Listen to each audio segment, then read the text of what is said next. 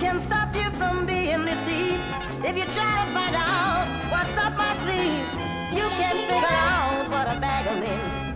If you try, nothing can stop you from being deceived. Nothing can stop you from being deceived. Nothing can stop you from being deceived. Nothing can stop you from nothing can stop you from being deceived. Nothing can stop you from being deceived. Nothing can stop you from being deceived. Nothing can stop you from nothing can stop you from being deceived. Nothing can stop you from being deceived. What you got in mind? What's on your mind for today? What's on your agenda? What is on Josh's mind for tonight so we can kick off this live since we've been consistent? You ain't got nothing you want to talk about. I got a question for you that I've been burning. You can do that, but actually, there was a couple things I wanted to touch on. Just me and you and other barbers out there get their feedback. But if you got something burning, what's good?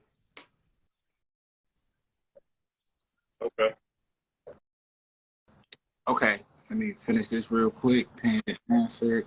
So what I want to ask you about, bro, is you have stepped it up tremendously with your content creation. I take my hat off where I see hard work, bro, and I respect it. I salute it. For real. You stepped the content creation up.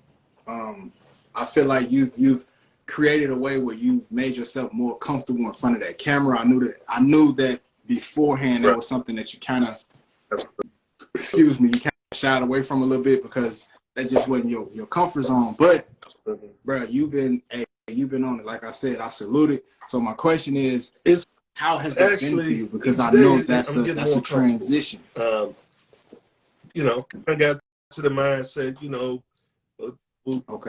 hell with it. You know what I'm saying? I got something to say, something to put out, get it off my mind. It is what it is, man. So it's necessary, you know what I mean? Intentional, and I'm gonna just keep going, man. You and AO, you know what I'm saying, as much as y'all do, and just the industry and people in general inspire me. And so, me and you've had our conversations, you throwing it out there, you keep doing your thing, and so it's just inspiring to me. So, I'm finding my lane, what a time. And hey, what's up, guys? What's up, fella? Dre? What's up, man? What's up? How you feeling? I'm gonna contact the two barbers because I wanna get them on. Okay. So I'm just gonna finish the cut because I don't want to take time away from the client. But yeah, I'm gonna hit them up right now. Okay, bet. Let's get on. Bet. I'll let y'all know in the comments right now. Right. Hey, tell your client we appreciate him for letting you jump on real quick to let us know that, man. Thank you for his time. Yeah, I didn't even tell him. Now I feel terrible. All right. No, but I was gonna tell you. Have you heard of Tank B Chopping? I have. Okay. I've been fucking him all week. Yeah. Okay. Cool. I have. And then Coldest Clippers. I have. Have you heard? Yeah. Okay. Yes. I think it'd be cool because you got two different type of barber. You got one that he's been doing it for like 15 years, and he's a clipper guru, and they send him all kinds of clippers and stuff like that.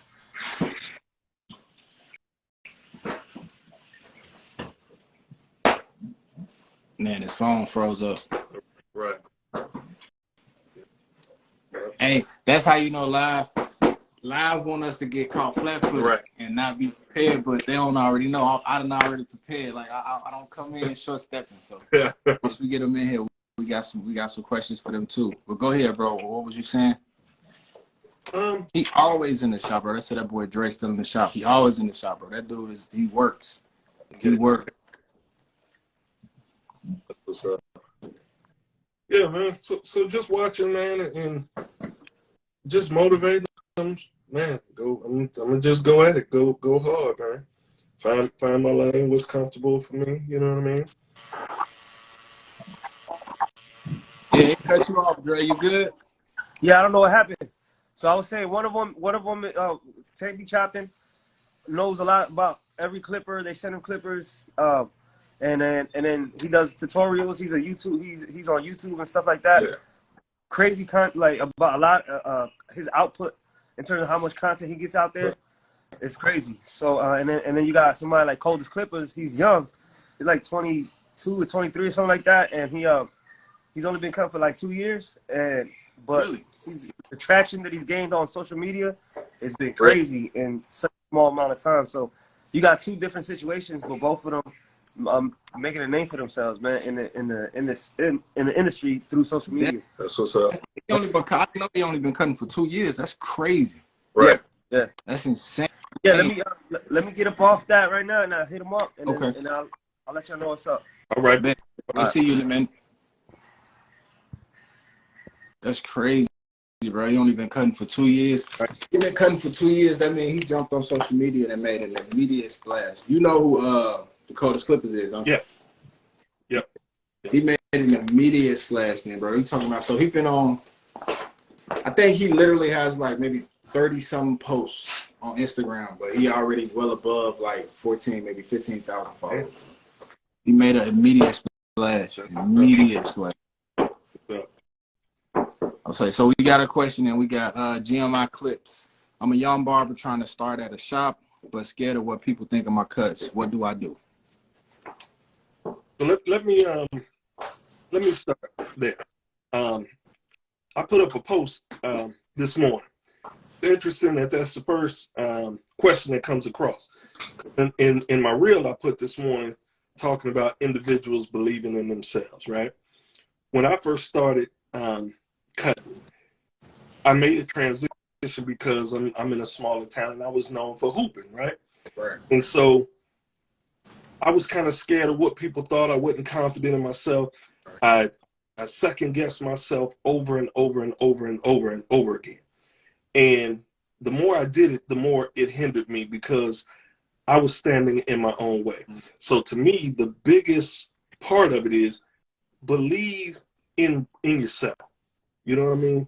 Absolutely. You can't expect anybody to believe in you if you don't believe in yourself. Absolutely. So it's extremely important to get in there and be confident, be willing to learn, be humble, but be there every day. You know what I'm saying? Be prompt, be dependable, be professional, and be a sponge and willing to learn and believe in your abilities, and you will grow. Absolutely. It was a comment I made, talked about how, early on people wrote me off, but I ain't right back. You feel me? Right. So at the end of the day, it's one of them things, man, you GMI Clips, you just got to continue to grind, and you have to believe in yourself. Yeah. And, I always wondered, I got a couple of cats here, we used to hoop. Some kids couldn't hoop, but you couldn't tell them they wasn't cold. Right. But that's where it's, if you don't believe in yourself, who's going to believe in you? Absolutely. And to add to that, I would say the biggest things that I took away from what you said is be there, be consistent with being there, Right. and be approachable. Keep your demeanor approachable. Right. Keep the way you present yourself is how you're going to attract your clients, right? If you present yourself as slobbish, you don't really care about it, that's the type of clientele you're going to attract. If you present yourself as a professional, consistent, you on time, people will be attracted to that, and people will leave room for your growth, right? What I would like to add to that, though, is stay present in this state of mind that you're in right now. The fact that you're concerned about how people are going to take your cuts, that's not a negative, that's not a bad place to be in. Right. Because that means you're aware of where you can improve what you're doing. No doubt. As long as you stay present in that, you can pinpoint what things you need to do to improve what it is that you're doing, and you can source, whether it's a class, whether it's a one-on-one or YouTube. Right. Get in touch with somebody on Instagram, just hitting them up in the inbox like, hey man, I see you do this very well. It's something that I would love to learn. Right. Is there any way I can get with you to learn that? Be present in that thought that if there is areas of improvement, which I'm assuming there are, work on those areas. People won't dismiss you because you're not perfect. Right. People will dismiss you because you're not consistent. Absolutely. So I would say, yeah, man, just be there. Be there. The first thing to building clientele in the barbershop is you can't build it if you're not there. Be there. Right. Be there. Even if your cut's not as as they should be or as you want them, they'll get there, bro. Time Repetition. better. Yeah. Repetition. But one thing I've noticed you know, in our industry, we deal with a lot of people with schedules. So when you're there and you're dependable, some people will take, you know what I'm saying, that dependability and things of that nature over the best quality because they know they can get in and get a haircut. And as you continue to just build, people are gonna rock with you. They start from the bottom and work your way up from the top. Absolutely. To the top. Yeah. I seen another one in here. I'm just going back. I'm sorry, y'all bear with us. And hey, if y'all see either Tank be chopping or the Coldest Clippers jumping alive and I miss them, please point them out to me so I can get them on. Right. Please point them out to me. What was that at? Here it is. She Love Kyra, I believe that is. Trying to book with you, Shire. DM me if you're trying to book with me or you're trying to get with me about anything, whether it's a haircut or it's just conversation. Maybe you got some questions or maybe you want to say something. Maybe you want to tell me I need to shut up and I'm trash. Just DM me. And, you know, I answer all DMs. You feel me? So just DM me and we'll get it together. Hold on. I saw a question, but it disappeared. Don't worry about it. All right. Moving on. You can build a client. Okay. Got another question. Let me pin it. The question is it better to get a booth in a shop or just venture out? Because I usually do house calls because I work 12 hours a day. That's from Junior Fair 1. Is it better to get a booth or venture out? Venture out, you meaning is it better to go and do house calls, I'm assuming? In my honest opinion, bro, this is my wholehearted opinion. You put yourself in a lot of sketches. You can put yourself in a lot of sketchy, unpredictable, non-conducive situations if you're doing exclusively house calls. You're going to find it very difficult to build your clientele. Well, I would find it. Let me say that because your experience may be totally different. Right. I would find it very difficult to build up the type of clientele that I want on a consistent turnaround doing exclusively house calls because that means that you put a lot more work on yourself, which means you're putting a lot more workload on your ability to be efficient. You're putting a lot more. If you're working 12 hours already, when you going to have time to do exclusively house calls? Unless you're doing them at your house. Right. Then if you're doing them at your house and you plan on building your clientele, now you got to be comfortable with inviting people you don't know into your crib. Or you got to not be comfortable inviting people you don't know into your crib and short your bread. Because now you got to put a ceiling on who coming to your crib. So for me personally, my dog, find you the situation that's best for you. Right. Booth rental may not be what's best for you. You may not like that setup. That's cool. The beauty of it is, it's so many shops in any respective area, you can't assume that you're not going to like none of them, right? So you go around to them, even if you don't go and get a booth, go spend some time in them. Go talk to the barbers. Go look at some suites. Maybe a suite may be a good situation for you. Hell, I've even seen it now where people are getting those little sheds, converting them into one-chair shops and putting it somewhere. You know, maybe you got some land somewhere. Maybe somebody you know got some land, or maybe you can get you a truck, do it in a van, pay a permit. It's so many different ways to approach this. It's what's best for you. My opinion on your question, I wouldn't do exclusive, just house calls. Right. So for me, it's interesting because me and my son go back and forth with this same conversation. For him, he's in the shop with me, but he also does a lot of house calls. First and foremost, like you said, Shy, there are situations that you go into that you have no idea what you're going into. You know what I mean? You don't know if they trapping. You don't know who watching. You don't know if feds watching. Or if they come in, you don't get a pass because you cut hair. If the stick-up kids come in, you don't get a pass because you cut hair. You know what I mean? I want to be in an environment that I'm comfortable in. Now, I'm just curious, when he says that he works 12 hours a day, are you working a regular 9? You're putting in those type of hours and then you're cutting on that is what I'm assuming. And ultimately, what is your goal? Like, do you want to cut full time? Because at some point, you know, if you're looking to do that, you're going to have to pick and choose. You know, if you want to be a barber full time and you really, really want to put your all into it, it's going to be extremely hard to work 12 hours a day and then go cut hair. Thanks. And it's various problems. One, I don't believe you're going to put out consistently top-notch quality. Right. You know what I'm saying? Because after 12 hours of working, you're tired. You know what I mean? And so now you're going and you're trying to lock in cutting. But I'm not big for traveling to people's homes and cutting. I will on occasions, but it's not something for me that I'm cool with. I agree. I couldn't agree more. Yeah. So I hope that answers your question, Big We got JPV, 1981. That's a good year. That's a good year. We ain't gonna lie. That's a good year. JPV say, what type of treatment I need to take care of? What type of treatment does he need to take care of his beard? Okay, this is gonna be controversial, right? So let me say this, right? I sell beard oil, right?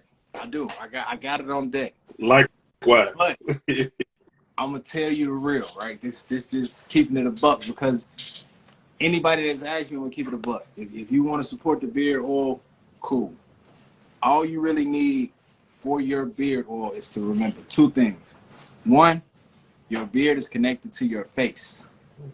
Do not put anything in your face that's going to irritate the skin, that's going to irritate your face. The more you take care of your skin, it'll translate to your beard hair. So the second thing is this: very basic, essential, natural oils is what's best for your beard.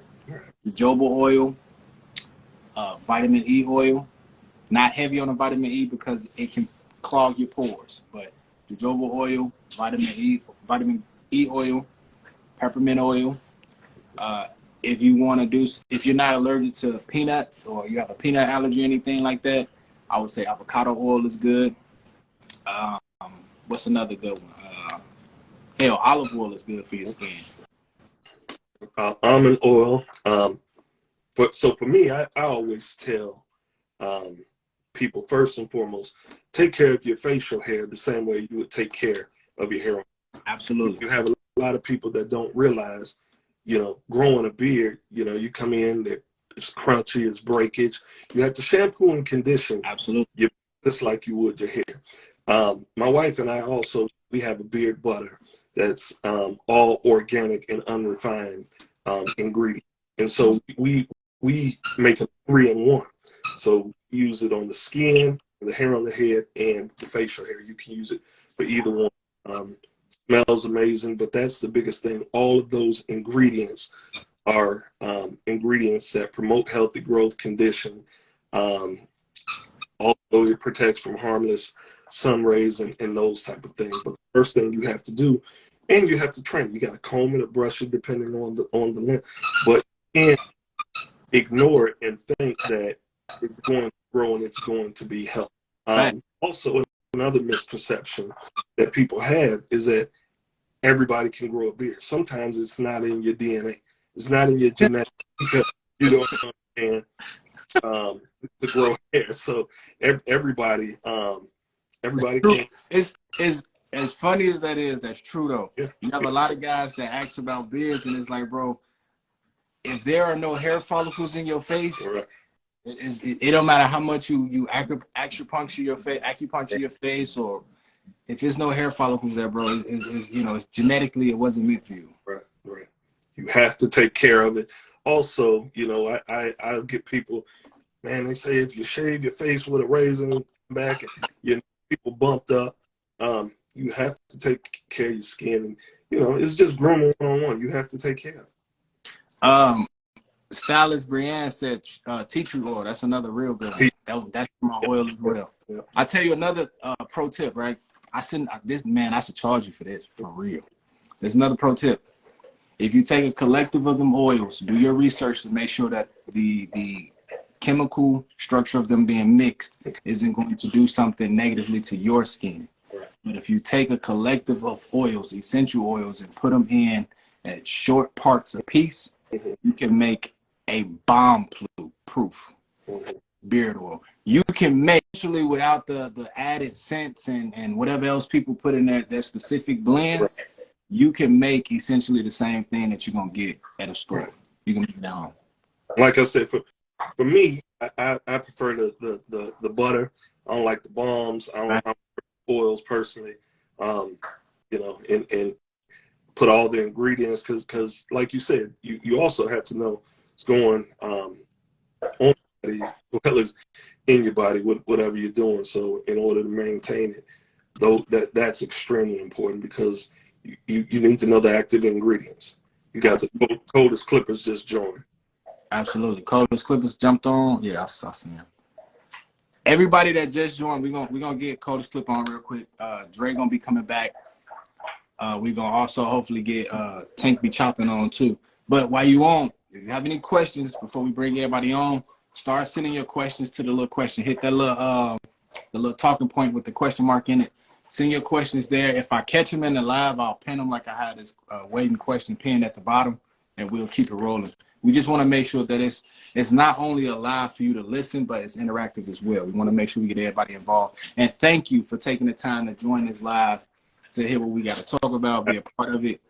We really, we can't tell you how much we appreciate that because we appreciate it more than you'll ever believe. I even seen Port Royal Liquors on here. They way out in Columbia while I be doing my net. So we appreciate y'all. I see my boy 4 Minds. Yes, sir. What's going on, Rico, in the building? My boy in here, 4 Minds in the building. All right, let's go. Getting ready. There go Dre again. Let's go ahead and get what's up, Shug? the song.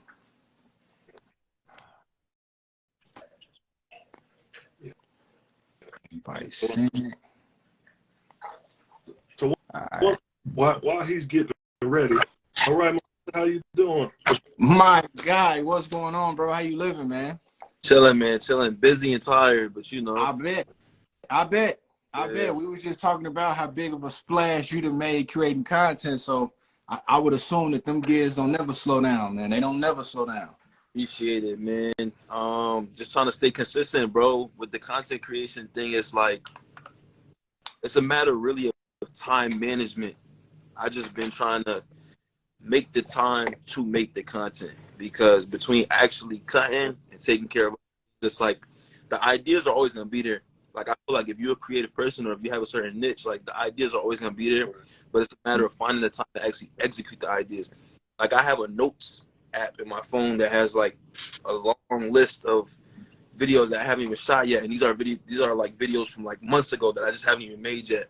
Okay. So, trying to get some stuff done, but I just been so busy, man. That's why I just been putting more like of the music stuff out there because people like that apparently. So I was like, let me just keep on putting that out, and then eventually I'll just make some more stuff. That's what's up. So for the people who in, I'm sure everybody that's in know about you, or I would assume that everybody that's in here that heard your content before. They may not be able to put a face with the sound, but what I want you to do real quick is just kind of give people a general overglaze of who you are, bro. What you do, what's your niche, what's your passion, and what brought you to barbering. I'm from Springfield, Mass, bro. Over here, there's no barber schools in the whole Western Massachusetts. So about a year or two ago, I always knew that I wanted to do barbering, but I didn't know the avenue to do it because the closest barber school was like 45 minutes away. Okay. You know, I was working like 9 to 5 office jobs and stuff like that. And I was like, I don't like this. It took me until I was like 24, 25 years old to realize like I'm good at this. I make decent money, but I hate this. Like on Monday mornings, I was like, I can't wait for it to be Friday.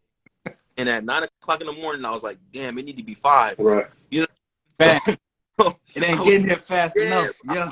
I was like, I can't keep doing this, bro. Like, I was like, I gotta find something that I can enjoy doing that's gonna allow me to leverage it into something where I can like make an exit strategy. And that's something I want to talk about later too. Like, I'm gonna probably make a video about it or whatever. But anyways, so at my very last office job I had, man, like it was a good job, decent salary, benefits, whatever. And I just was noticing every single day I was like mad unhappy, bro. Right. Good things were happening in my life, and I was not happy with them because I hated what I did every day. Absolutely. And then And I know like when I was having the most fun is when like during the pandemic, like I had always been cutting up my own joint and cutting up my friends and stuff like that casually, but like I was never like on some like trying to be a barber because I ain't know how. Right. You know Right. One day at my job, it just hit me. It was like 3:00 in the afternoon, and I was like, bro, I'm about to go to barber school. Really? Like just out of nowhere, like in the middle of my day, like I must have been like halfway through answering an email or something, and I just stopped and I was like, I'm about to go to barber school. Like I called this barber school that's like 35 minutes away, and I actually ended up school in Connecticut. Okay. So that was the closest school to where you that were. was the closest school to where I was. So Yeah, you and I got similar stories, bro. Absolutely. In Massachusetts, there's no barber schools in Western Mass like that. So the closest thing I had to go, like, so Springfield is on the west side. Right. Worcester is in the middle, and then Boston is in the east. The closest barber school in Mass is in Worcester, which is like 45 minutes. And if you jump on the Mass Pike, which is a major highway, right, that could be an hour. You know what I'm saying? If there's a traffic jam or whatever, that could be an hour and whatever. I'm like, I'm not driving 2 hours a day just to go to barber school for a year. I'm not doing it. Right. Then there was a school in Hartford, Connecticut. That's where I ended up at. And immediately, like as soon as I enrolled in school, like I just found a passion for it, bro. I was like, I really love cutting hair. Like, it's just dope. Like when I'm at the shop, and y'all could probably relate to this too. Like when I'm at the shop, it really never feels like work. It feels like chilling with the bros and getting through the fresh day. Like that's all it feels like. Definitely. Let me keep you on that point right there, bro, because you touched on one of the questions I want to ask you about. First and foremost, how old are you, bro? 27. You 27 years old, you young, and I don't mean that disrespectfully. Respectfully, you still young. And if I got this correct, I'll be watching your content.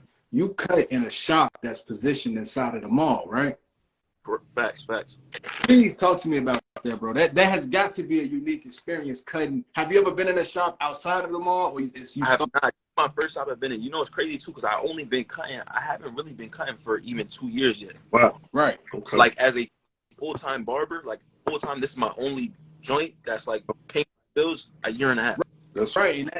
Congratulations, so man. I started. Definitely congratulations. Thank y'all, bro, because you know how it is when you first start out. It's a grind. Like it's hard. Like first like 6 to 9 minutes, like I wanted to quit. Like I was like, so if you're not careful, that first year drown you. Let me be just for one quick second. So with you being young and not being a full 2 years into it, if there was any one piece of advice that you could give young barbers coming into the shop, what would it be? If I gotta pick one, man, there's mad gems, but if I gotta pick one, be there. I know everybody says that, so obviously it's easier said than done. Mm-hmm. But honestly, be there. We have a new barber that just started in our shop recently. I'm gonna get to your question again, bro, about the No, you're good. Go ahead. Take your time. Like we have a new barber that just started in our shop like a month ago, and I'm telling you, the dude has only worked like 10 days. Wow. And he reached out to my shop owner, and he's calling him. He's like, yeah, man, well, you know, some days I'm in there and I'm not getting no cuts. I approached him. I said, bro, you ain't getting no cuts because you ain't in the shop. People don't even know you work here. You don't even know you work here. You can't be on some like, you know, if the shop is slow, I'm leaving. I've been here since 9. I got 2 people. It's 4:30. I'm going home. Like, nah, because when that person is strolling in at 5 o'clock, 6 o'clock, they're looking for a barber. And if you're not there, that's it. You lost your chance. You only get one chance to make a first impression, bro. Absolutely. So be there. I don't care if it's only 3 people that come in all day long. Take them 3 clients and dice all 3 of them. Right. And boom, get locked in. That's like, let's say you're charging $25 a cut. That's $75 you got in your pocket on a bi-weekly basis that you didn't have before. So just grind it out. You know what I'm saying? Like, pick it up. You just have to be there. Like, you want to be the first person there. If your shop owner is willing to give you a key or whatever the case is, make sure you're there in the morning. Open it. I got a lot. Yo, hey, you hitting on some gems, my boy. Yo, I got a lot of backlash on that post I put. Right? What's that? Talking about when your shop owner gives you a key, treat the shop like it's yours.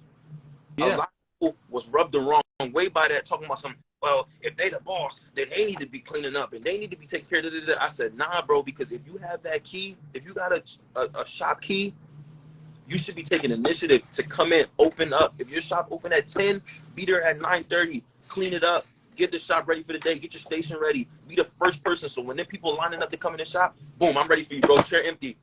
chair empty. Don't be rushing through the cuts, but give quality cuts and move efficiently so that you can build your clientele. You can grab new people. No doubt. Be the most important thing. Like, I had to learn. I had to get disciplined. Like, people be like, well, I'm motivated to get some money. I want to get in the shop. And da-da-da. Motivation don't exist, bro. It's an emotion. It's a fleeting feeling. Motivation is like when you light a fire, but then discipline is what keeps the fire burning, bro. Absolutely. It's like a routine, a regimen. Like, Absolutely. you need to be able to, every single day, like, this is what I'm going to do. I'm going to wake up at 7, get to the shop at 8. I'm going to cut till this time. My schedule is this, and I'm sticking to my schedule. Too many new barbers are, like, getting into the shop and, like, damn, shop slow. I'm leaving. I'm about to go make this move real quick. I'm about to go link this girl because I'm about to go do this. It's crazy because it's refreshing hearing you coming from a 27-year-old's perspective who's only been in the barbering industry for 2 years collective, 1 year actually, feeding yourself through the profession. Right. It's refreshing hearing that perspective because I'm sure I don't have to tell you, and I know I don't have to tell Ash, but it's so many barbers, it's so many people. I feel like after the pandemic, a lot of people jumped ship and jumped into entrepreneurship, and barbering was kind of where a lot of people landed, right? But they brought a lot of, I call it worker mentality with them. Mm-hmm. If it's nobody breathing down your neck telling you you need to be here at this time, you need to clock in, or there's a mandate for not being here on time. And the biggest one, like you said, being given a key is like, to me, that's a gift because you don't have to have it. You can be forced to work on somebody else's time. Right. You could be forced to come and go at somebody else's leisure. Right. So when a shop owner feels compelled enough to give you a key, that's an actual privilege, but it's not an obligation. Huge privilege. Yeah, and you got a lot of people that don't see it that way. But another thing is, like you said, speaking as far as being in the shop on a consistent basis, right. That's the only way you're going to ever get good at this, bro. Right. It's consistency at doing it. And I'm overjoyed to hear somebody with 2 years in the game understand that up front. It take a lot of guys to either hit that wall, a burnout, or become a Neanderthal barber before they really get that to sink in. So to be where you at and understand that, no wonder you made such a splash like you did on social media, because you approached it with that same integrity. You know what I mean? You approached it with that same mindset, and that's, bro, do more videos about that, please. Listen, we love the music videos because you done had R. Kelly stuck in my head all day long, bro. So we love the music videos, but touch on that kind of content too, bro. I promise you, I'll be the first to say that because it needs to be said. And it might be digested better coming from a guy like yourself. Absolutely. Than somebody like me that's, I got the grays and the color. I'm young, old. So you know what I'm saying? It might not be digested coming from me. And I think it speaks volumes because it shows that in less than 2 years, he's just elevated, right? And so with that being said, you have to be present. You have to be disciplined, to continue to upload these reels and all these contents. And the crazy thing is, as long as I've been barbering, man, 22, 23 years, in the shops, that has always been an issue for my generation of barbers. The old school barbers, when I was growing up, it was never a problem. You go there, you knew they were going to be there. When it got to my era, guys started, I'm an independent contractor. I'm my own boss. Not caring. Stand that right, same, bro. Right. Not caring what type of black eye that puts on the business. Absolutely.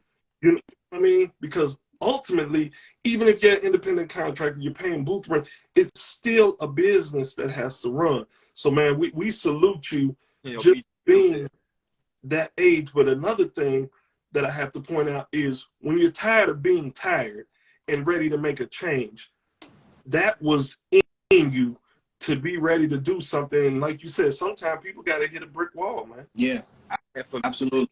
Another thing, like, I kind of put into my head to have that discipline. I'm like, well, I just spent the better part of a year in barber school, and I made mad sacrifices to do that.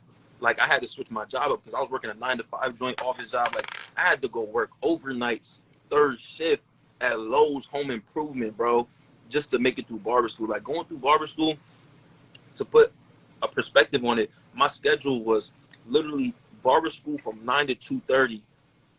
Run some errands, take a nap, eat some food, whatever. I gotta be at work punched in at 8 o'clock and I'm not getting off till 6 in the morning to nap for an hour and a half to get up and go back to school. That was my life. Yeah, but you know what? Somebody just said it up. Somebody said it up here earlier. Gambino the barber. Barbering is for the discipline. That there's no truer statements. Successful barbering. You took words out of my mouth. I was getting Successful barbering is for the discipline, man. Because I feel like the more and more I talk to young brothers like yourself, the stories they parallel, bro. I was working 2 jobs and going to barbering school at the same time. Yo, I was working a full-time job, a part-time job, I was and like, barbering school. and the mentality that put into my head when I actually got into the shop, I'm like, well, I done sacrificed too much and I done put it all on the line. I done went to school, everything. So I don't really got a choice but to be disciplined and be at the shop and get this bread because otherwise I just wasted a whole year of my life. I can't do it.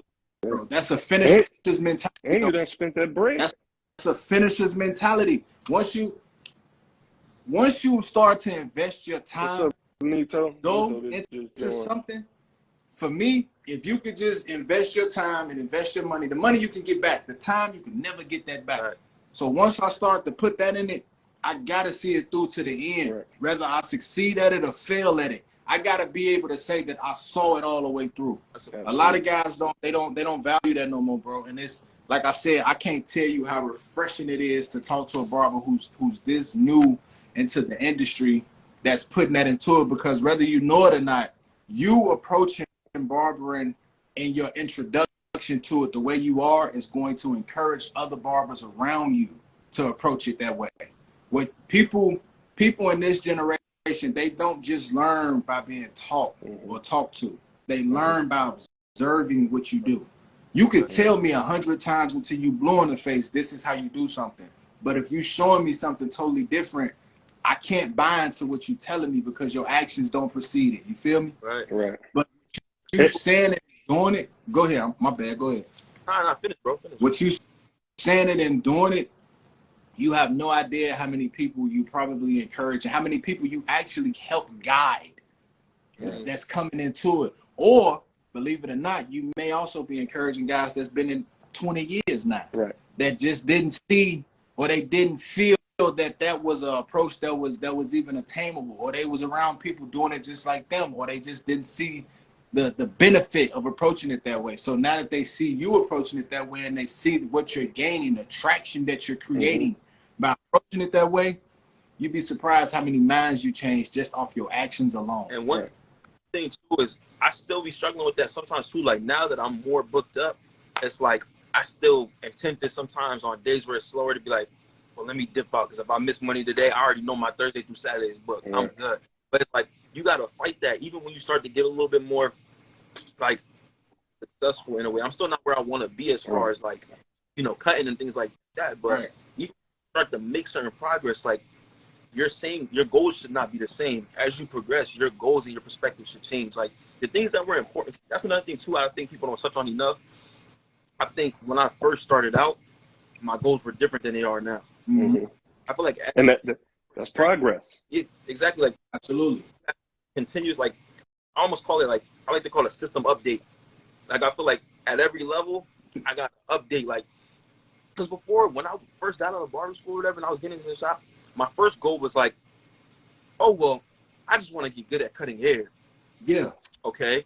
Then once you got good at cutting hair, like what's next? Then I was on some like, oh well, I just want to cut X amount of clients. Then I'm like, okay, now that's there. Then it's like, I want to be booked out to a certain extent. Then it's like, I want to get my price point to this.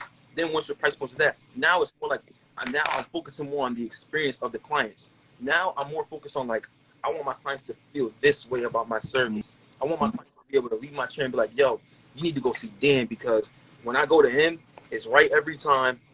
We have a good conversation and I learn something from Dan. Like, I either learn something from my clients or try to teach them something every time I cut their hair. Absolutely. But that's you pouring into what you do. That's how you get anything out of it. Anything you do in life.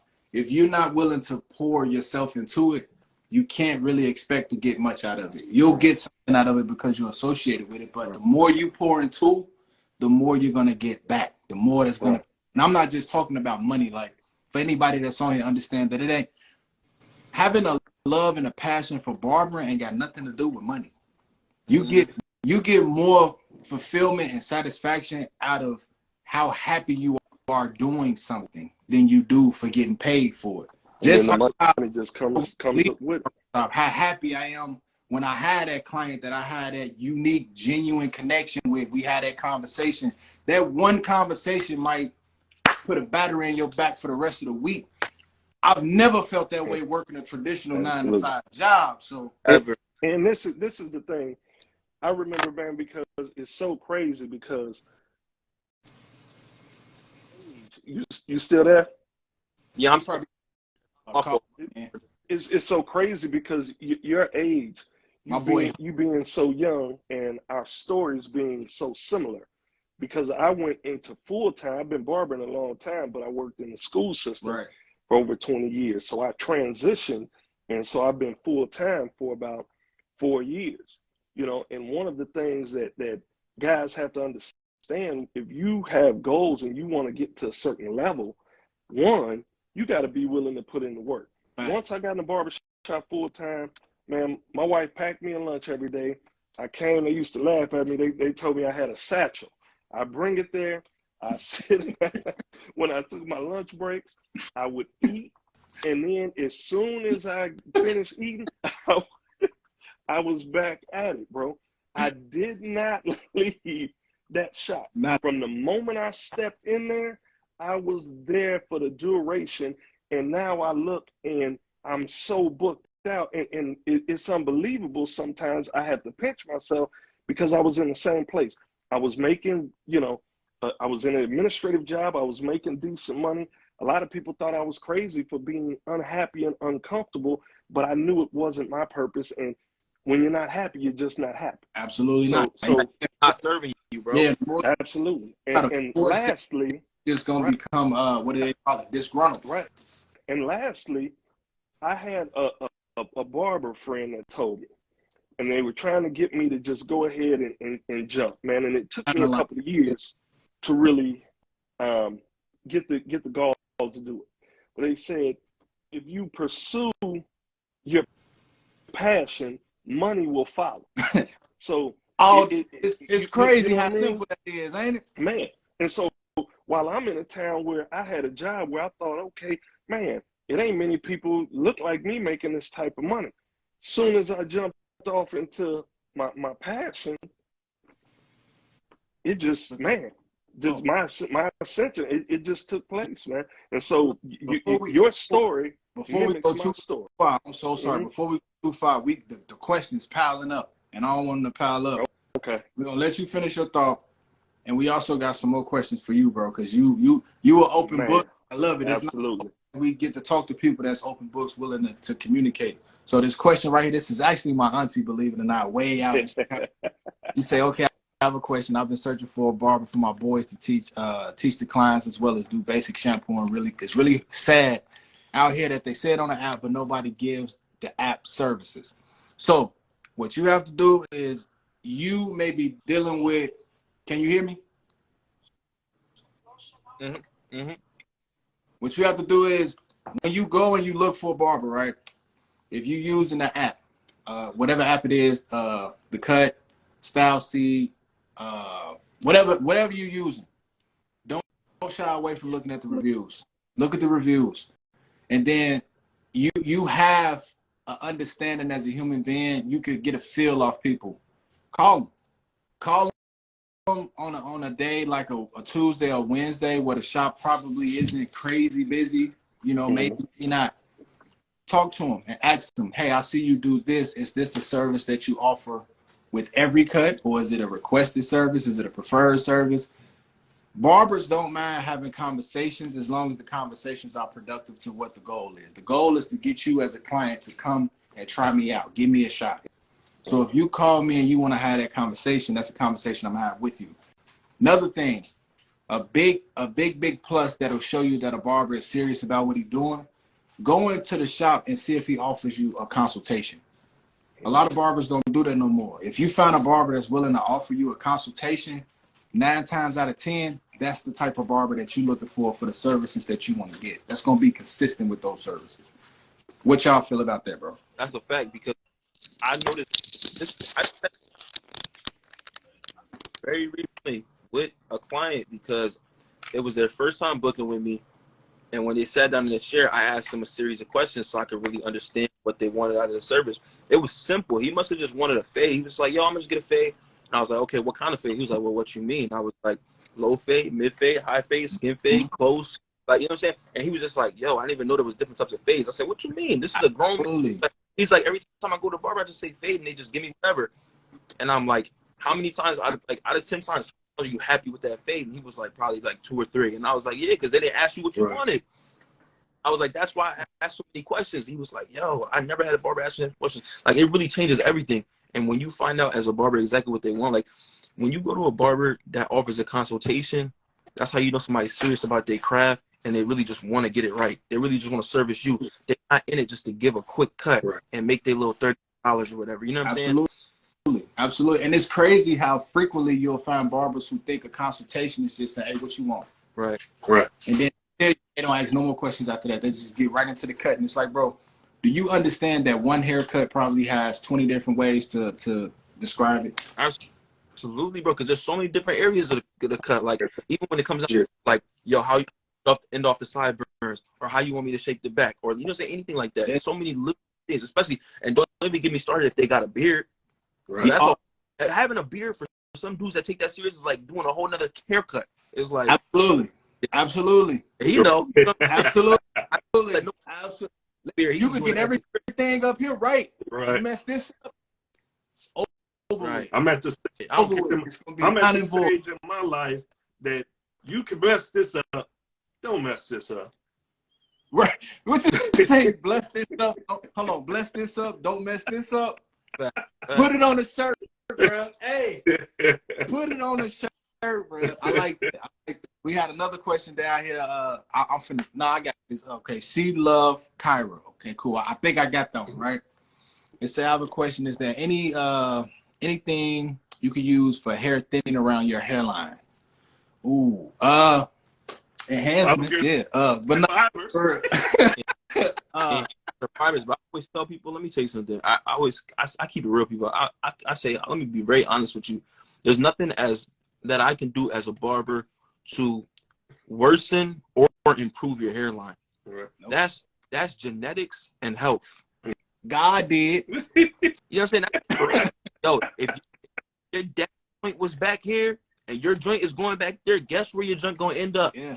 Right back there where your joint was that. Or you know what I'm saying? Or if you got family history of X, Y, and Z, or if you're not eating well, like if you don't eat healthy, you don't exercise, and you be smoking and drinking and that, guess what? You're not helping your body at all. Yeah, so hold on.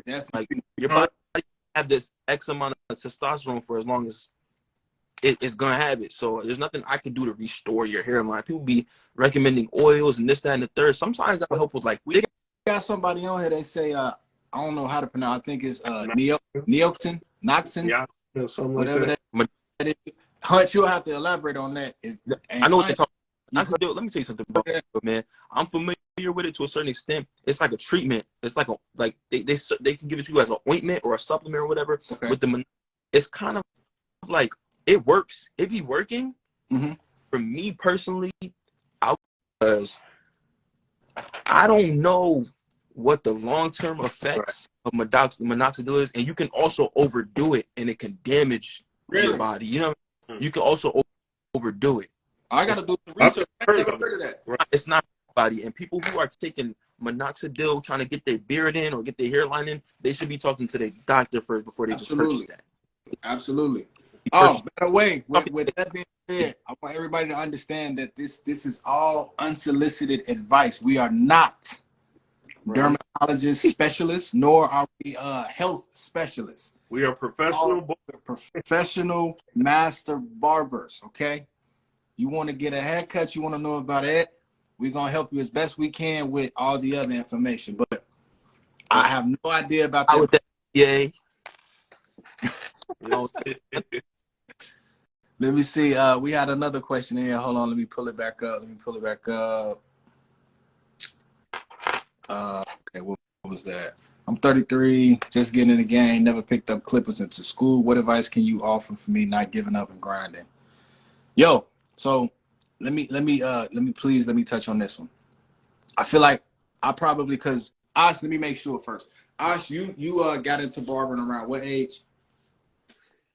You know, I played with it for a long time, but I really got, since I went in my 20s to barber school, because the alternative wasn't, it didn't have no future. Okay. You know what I'm saying? And Codis, you 2 years in, 27, you went to barber school when you was about 26, right? Yep. 26, okay. I started barber school when I was 30. Actually, I was 33. Okay. 32 years old. 32 years old, I started barber school. So my opinion, my advice to you as a 33-year-old brother, we kindling spirits. We got in this thing late bloomers. You know, they got ahead of the game. My advice to you is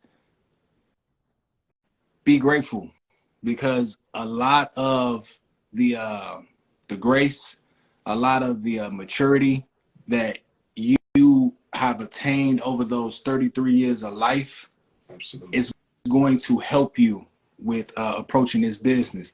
Absolutely. Like Codis has that maturity, but he's young. Right. So it's going to take him probably further than it's ever going to take us, because we getting a late start at it. However, because the maturity level is there, your ability to approach the business, your ability to problem solve, your ability to reconcile with different situations, different environments, different personalities, right, gonna be different. A lot of times when guys come into barbering at a young age, not all, but a lot of times when guys come into it at a young age, they're not mentally prepared for how emotional and mentally demanding this profession is. Right.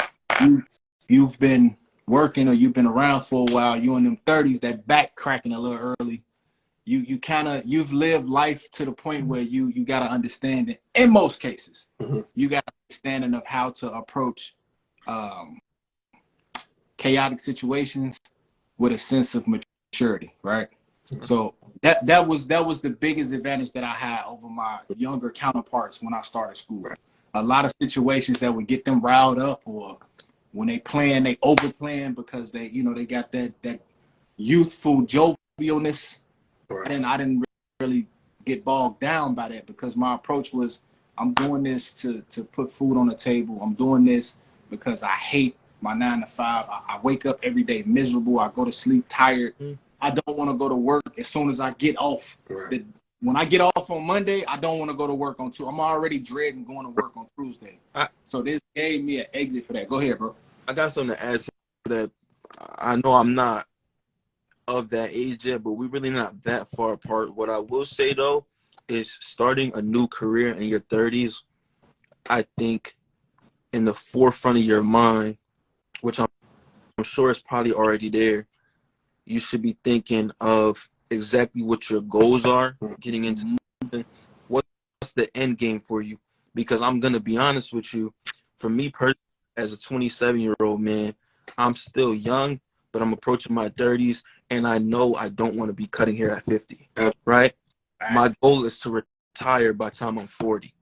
Really? At least partially. At least be partially retired by the time I'm 40. So you need to get into this with some sort of exit strategy, because it's not exactly feasible for you to cut hair for the next 25 years if you in your mid-30s, in my opinion. Let me say this, and not to cut you off, because for me, I'm 46, right?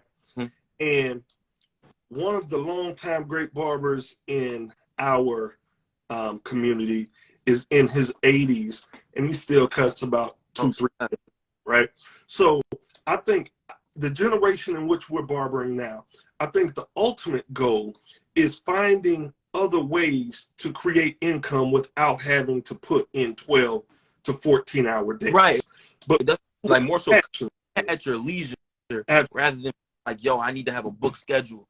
Right? Absolutely. So the long days, because for me, I would love to cut as long as my body allows me, because you said something earlier. When you go to work, it doesn't feel like a job. My son is 25, and he's a hell of a barber, but there's still some growth and respect for the craft that he has to gain if he so chooses. Right.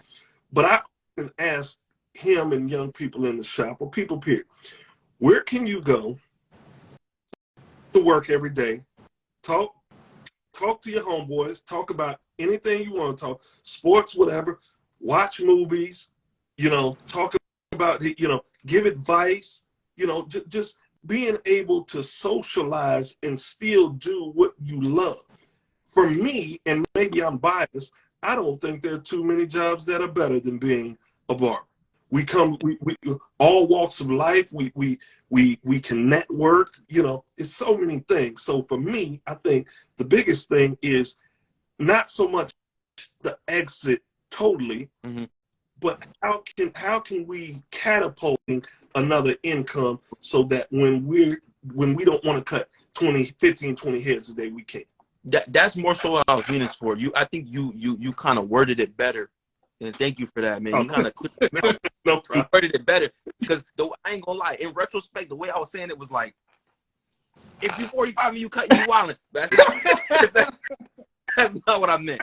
I meant more so as like, you want to rely on it as your only stream of income as you near your retirement age, because I'm sure he has goals outside of barbering that he want to achieve with his life, and that's why he's going into barbering. So for me, it's just like, yo, make sure you.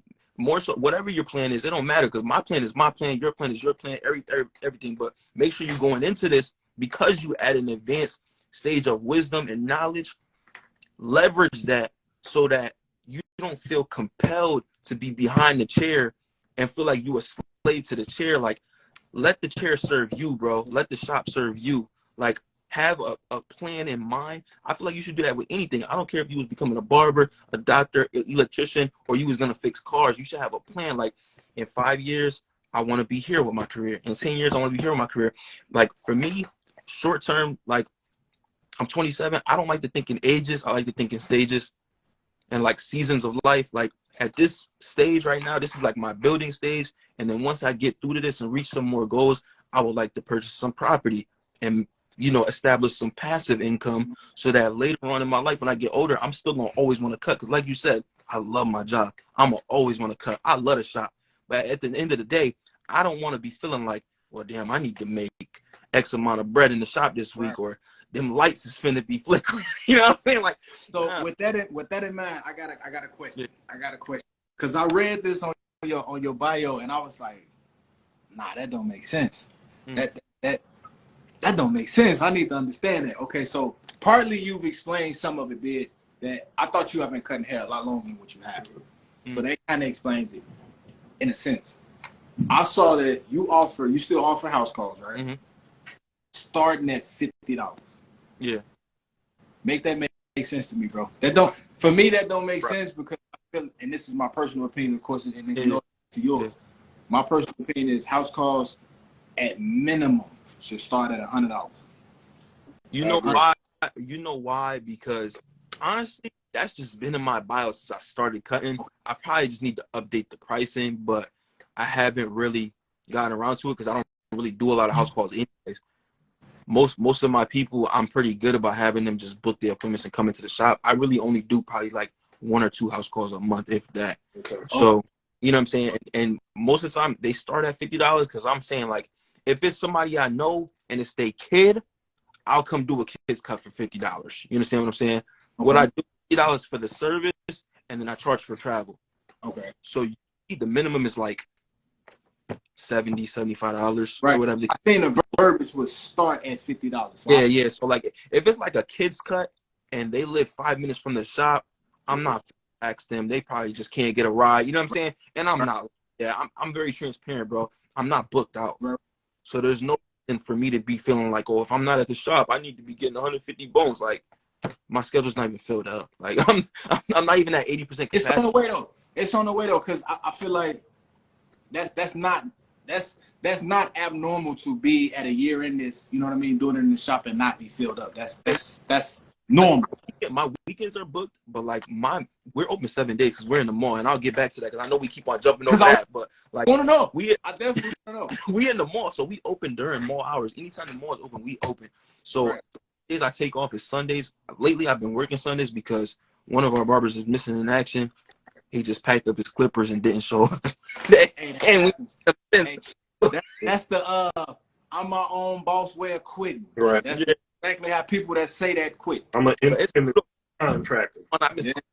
like I'm not the type of person to take you down and be like, yo, sit in my chair, bro, give me a chance. I'm not like that because Right. that's just weird to me. Like I feel like the dudes who do that be the dudes that's gonna jack you up, and I'm just not like that. So let me ask you this: do you mind if I give you some great advice that I believe is great advice that was given to me? Bro, I take everything and I learn.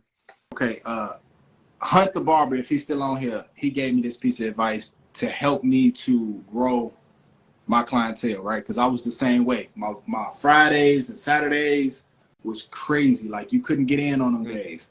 Right. But Tuesday, Wednesday, Thursday was hit or miss, right? Mhm. Here's some advice he gave me. Once you get to the point where your Fridays and Saturdays are booking heavy like that, Mhm. start to rotate. Encourage as many of those clients as you can. Rotate them into your Wednesdays and your Thursdays, right? Okay, so try to like move them over to a different day. Yeah, you want to wing them into Wednesdays and Thursdays, right? The reason you want to do that is because it's going to be easier to get them who've already booked with you, who's already linked in with you, Right. to move to a different day, And then be it whether you save them a couple dollars Right. or you tell them it's more convenient for your schedule. Right. They are locked in with you, so they're going to be a little bit more agreeable. What you do is you now open up your Saturday and your Friday for that new clientele, right? Makes sense. Get that new clientele in and you build it up again, where the Saturday, the weekend's crazy again. What Mhm. happen is now your Friday and Saturday will be crazy, and your selected day, be it Wednesday or Thursday, will be crazy. You'll have that one day in the middle. When you have to float the new clients to that day in the middle. I Right. did that. I took that approach, and within probably I would say like 5 months, bro, solid. It got to the point where I had to go up on my price because I was telling more people that I didn't have time, I don't have any availability to cut their hair than I was ever doing in my life. So I had to go up on my price. And what's gonna be crazy about that? When you go up on your price because you handled it and approached it that way, just it's gonna blow your mind, bro. It's crazy how simple it is, but how powerful You know it is, bro. based on the trajectory right now, based on how my schedule is filling up right now, like my Thursday through Saturday is pretty solid. Right. So based on just them 3 days alone, I could come in just those 3 days and I'd be fine and bills paid and da-da-da and I'd be comfortable. But like Monday, Tuesday, Wednesday, I try to like bring people into the side, get some new heads. But I'm about to start doing that because the way that I had it, like I'm very big on like looking into the future and making projections based on like the things. Like I think as a barber, you got to pay attention to that too, because there's slow seasons in the barbershop too. You know what I'm saying? As far as like walk-in traffic, especially if you're new.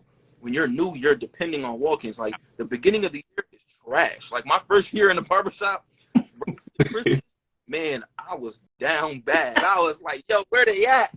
Right. Nah, but like I feel like by the time like end of summer, early fall, I should be booked out like maybe a week at a time. Absolutely.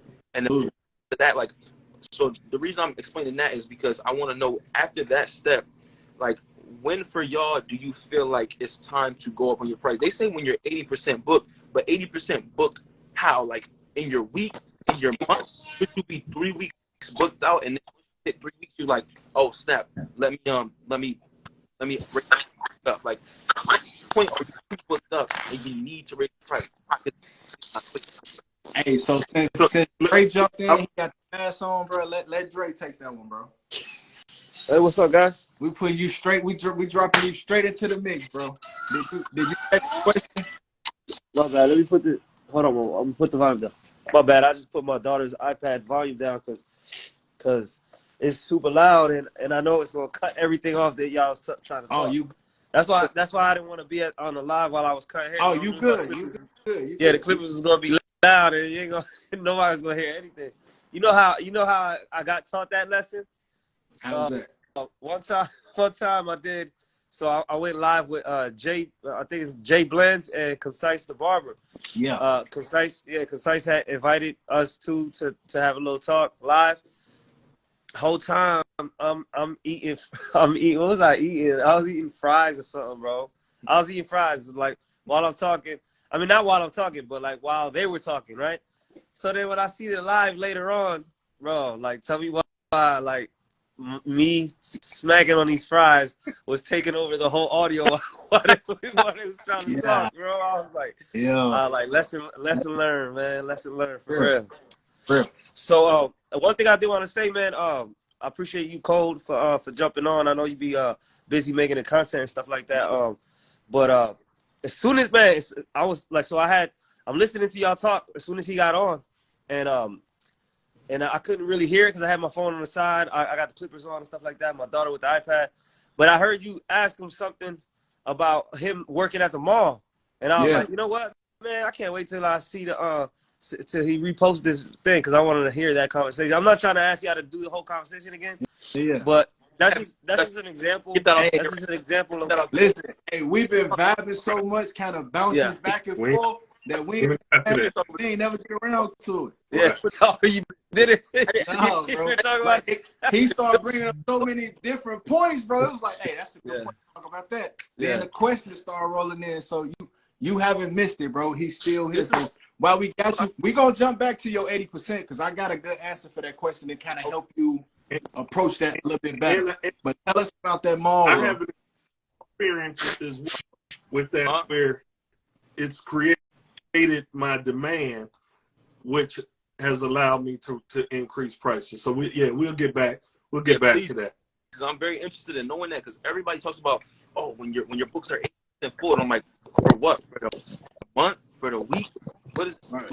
So I'm gonna give you an example right quick. So I have Booksy, right? Mm-hmm. And I know some barbers only open up their schedule from week to week. Some barbers do every 2 weeks.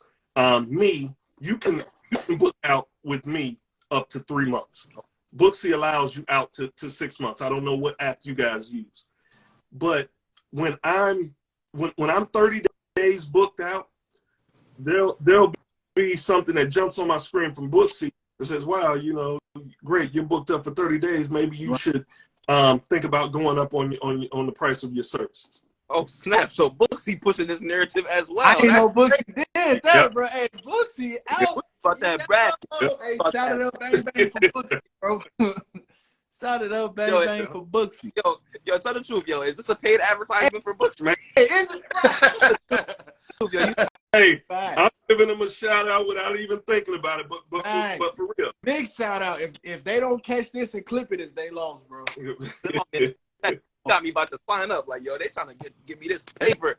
They do gotta start showing love. Yeah.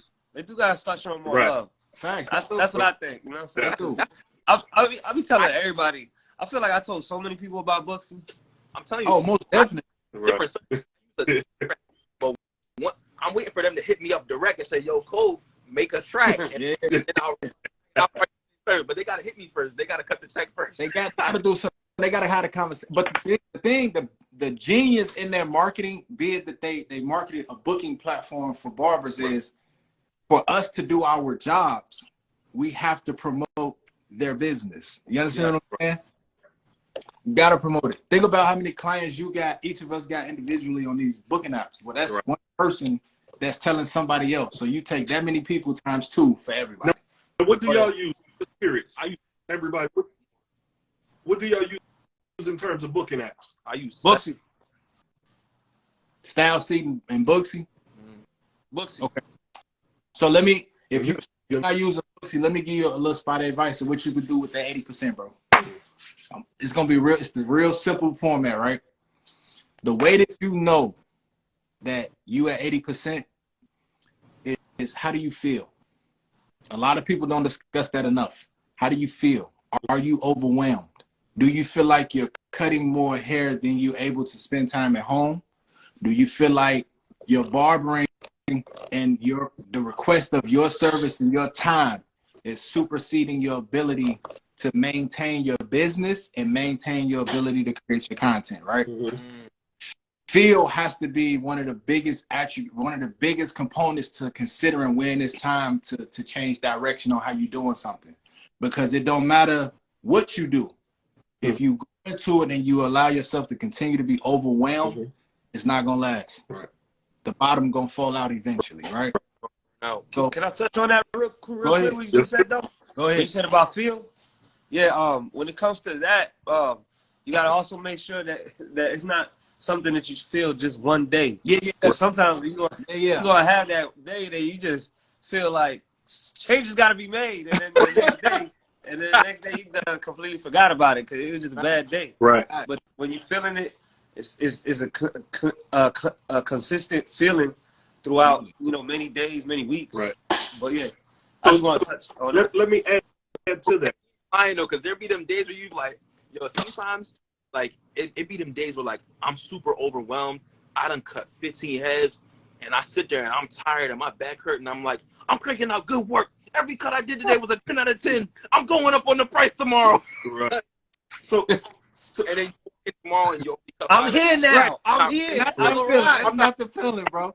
That's not the feeling. Don't do that. That's gonna be Yeah, career suicide. right. It's gonna be immediately bad. Like, don't do that. So When I say that, let me say something right quick. go ahead. On something you said, I didn't get it the first time, and I think we even touched on this last week, Shy. The first time I sat in a class, Yusuf Barber talked about the same thing, the 80%, right? And I didn't get it. Right.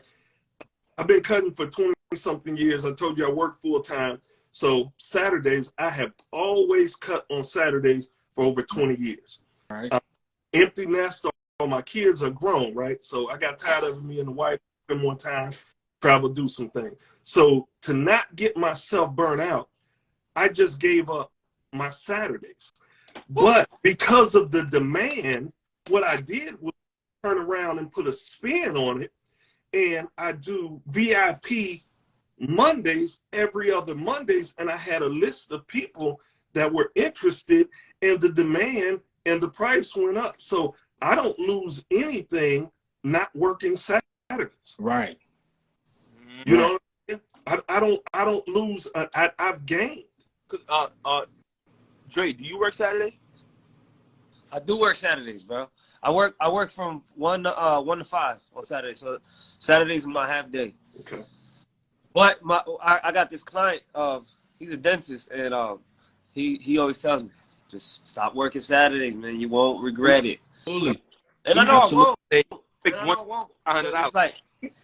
It's just like something about it, man. I just like Saturdays is in the shop. I just love to be here. You know what I'm saying? That's also part of the I want to say the conditioning of barbering, right? It's certain things that come with the environment of barbering, right? That we've been lulled into believing it's the standard. Working on Saturday, expecting Saturdays and Fridays to be your busiest days have kind of been given and passed down to us as the expected standard.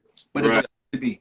Your busiest day can be whatever day you want it to be. Depends on your approach, on how you rotate your clientele, how you fill in your books. Hell, if you wanted to, you could tell people before they book with you that the best days to book are Wednesdays. They don't have to know why. They just got to know it's the best day to book.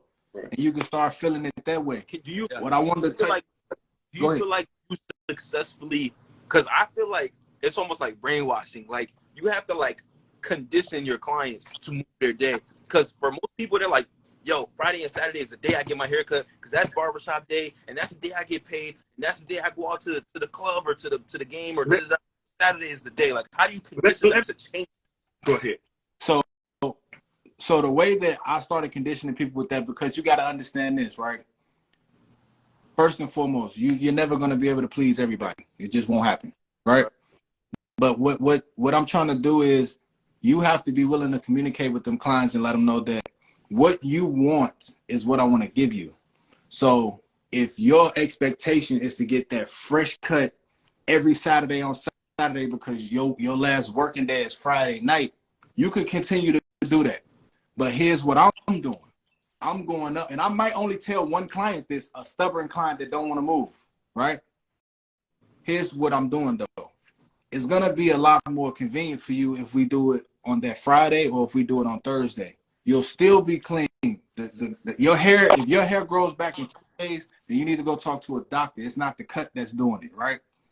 But what I'm doing is I'm going up on my prices for Saturdays because those are my busiest days. So if you want to pay that extended price for Saturdays, for that convenience of that Saturday, that's fine. But if you want to continue at this price, I really, really, really would highly suggest that you just let me rotate you over. Now, be it, I've only told that to one client. I haven't impacted the other clients that's booking, but I'm incentivizing that client to rotate to a day. The way you approach barbering is as creative as you approach your content creation. What's your goal? What's the objective? Sit down and figure out creative ways to achieve that objective. And if people are unwilling to move on what you're trying to accomplish, don't make it affordable. Also, let me say this. Mic drop, bro. Mic drop. Also, it depends on your demographic, right? Right. So, you know, if you're cutting a demographic of young cats who are partying, going to the club, doing their thing, then that Friday and Saturday or Thursday through Saturday means the most to them, right? Right. What got me to flip the switch and be able to give up my Saturdays is one of my guys that I cut, who was a banker and is huge into real estate. He told me one day, he said, and he's a golfer. He said, you know, an avid golfer. He said, you know what? He said, man, Shout out to that. when guys get to a certain age, guys not getting a haircut on Fridays and Saturdays, go to the club. Guys want to get fresh for the boardroom. Mm-hmm. Professionals want to be right for the work week. So I'm seeing a lot of what we do in terms of social media and how we market should be to the demographic that we hope and wish to touch to get in our chair. So let me touch on that. So, I already see the solution to that workaround. Mm-hmm. Do you see it? No. I'm gonna put you on game real quick. I cut a lot of pastors. Mm-hmm. So to be fresh for Mm-hmm. church, right? So of course they booking on Saturdays, like they stacking up. On Saturdays, we gotta play Tammy LeMan because they coming in deep on Saturday, right? Yeah. So the workaround with that is you do this. You have to first sit down and figure out what's my number of clients that need this specific service for those specific reasons that's unique to them, right? I'm still incentivizing them to come in on Wednesday or Thursday. I'm not gonna push. I'm gonna tell you, I'm not gonna push them. I'm gonna get them to come in on a Wednesday or Thursdays, as they do, right? And then what I'm gonna offer to them is, if you come in early Saturday, I could touch you up. Right. So for me, it wasn't a problem, right? Because what allowed me to give up those Saturdays is that I started my demographic. I have a wide range. I have real estate. I have doctors. I have teachers. I got a wide variety. Mm-hmm. So the fact that I deal with a lot of professionals, to give up that Saturday and create that VIP Monday, it worked like a charm for me. So I don't have to worry about those Saturdays. Now, if I want to get extra money, like for instance, this week, you know, the wife had surgery, so I wasn't in there Tuesday. So if I want to go, you know, get a couple people right Saturday morning and then dip back to the crib, I can. But that gym he gave me allowed me to let my Saturdays go and not lose a dime. Absolutely. Because what you're doing though is, and this is for you, coders, bro. Always understand that the approach to your business it has to be with your best interest as a barber first. Absolutely. But the moment we can get into this habit as barbers, right, of putting everybody before us. That's one of them things that happens super easy in this industry. You'll put your clients before you. You'll put the barbers in the shop before you. You got to put your family before you. You'll put the person that's randomly jumping on your Instagram asking you questions before you.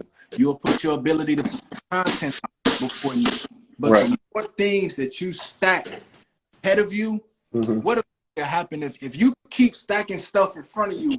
What's going to happen when you're not going to be able to recognize yourself no more. You're not going to be able to see you no more.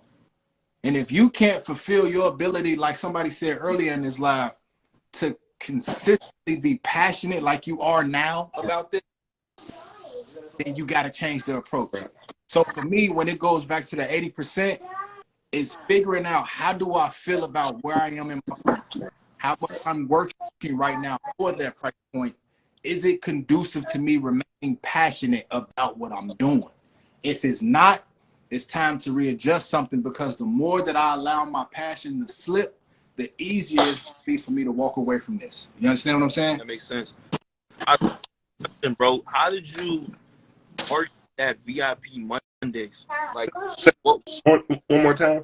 How did you market Monday situation? Like, how did you come up with it, and when did you know it was the right time to introduce that? So the crazy thing is, I opened my shop almost 2 years ago, right? It'll be June 1st will be 2 years. So the guy I was telling you about, my guy, and he's a client, he was vice president of lending at a bank for a number of years. And he would put a lot, he would hit me with a lot. This dude was slick. So he retired at 49 years old. So for 10 years of his career, he negotiated the last 10, from 39 to 49, he negotiated at a bank, because his real estate was picking up, that they take 20% of his income if he could have every Friday off. So for the last 10 years of his career, he had every Friday off from 39 to 49. He worked 4 days a week, 8 hours a day, no extended days or anything. Y'all could take that 20% because I'm gonna make it up in real estate. So he's the guy in my chair that is always giving me ideas. And because he's a professional, he golfs in his schedule, he brought it, he just had the idea. That's genius. Almost 2 years ago. And so I sat on it, the time wasn't right. But now the fact that I'm so booked, and I know the demographics of my clientele, my consistent clientele. I know who are professionals. I know their lifestyle. I know their schedules and things like that. So I didn't even want to go broad. So I didn't put it on social media or anything, because it would have been overwhelming. So what I did is I targeted about 7 or 8 of my clients, and I targeted them because I knew it fit their schedule. And when I brought it to them, they were A+. They like, let's go. Mm-hmm. So actually, that service will start this coming Monday. And so last week, man, I don't sleep in too much, and I ain't sleep late, but 8 o'clock is sleeping in to me, but I slept like a baby. I was so happy when I woke up. I didn't know what the hell to do. That's fire, man. I can't wait to get to that point, man. Like I said, I'm still in the building phase of everything. Like, this is only me embarking on my second full-time year in the shop. And this year, 2023, to me, is about to be a year where, like, I just really turn up on everything. I'm turning up on everything. Like, I'm turning up on the content. I'm turning up on the cutting, like the actual technique of cutting. Like, I'm hopefully going to go to Expo and just meet some people and really soak up the game and just turn up on financials. You going to the Connecticut Barber Expo? For sure. Absolutely. We'll definitely lock in. Oh, for sure. Let's do that, man. I want to be there for every day that I can. So I'm definitely, this year, it's going to be a goal of just growth in every single aspect. Like, my services, elevating my services, elevating my client experience, scheduling posts on Instagram rather than just like cooking up content and then dropping it. Like, I want to be more methodical with every single approach. Like, I kind of am to a certain extent. Like, and the weird thing is too, like, everything kind of fell in my lap. That's why, like, I'm learning as I go. People always ask me, like, yo, what's the keys to this, that, and the third thing? I'm literally learning these keys myself, like, through trial and error. And as soon as I learn them, I share them. I give them away. And like, somebody told me, they say, hey, like, I like what you're doing, how you helping people, but sometimes the game is to be sold, not told. So keep some of it to yourself and market that as a service. That's why I started my subscriptions and stuff like that. Like, I put additional content on there for people who really in depth.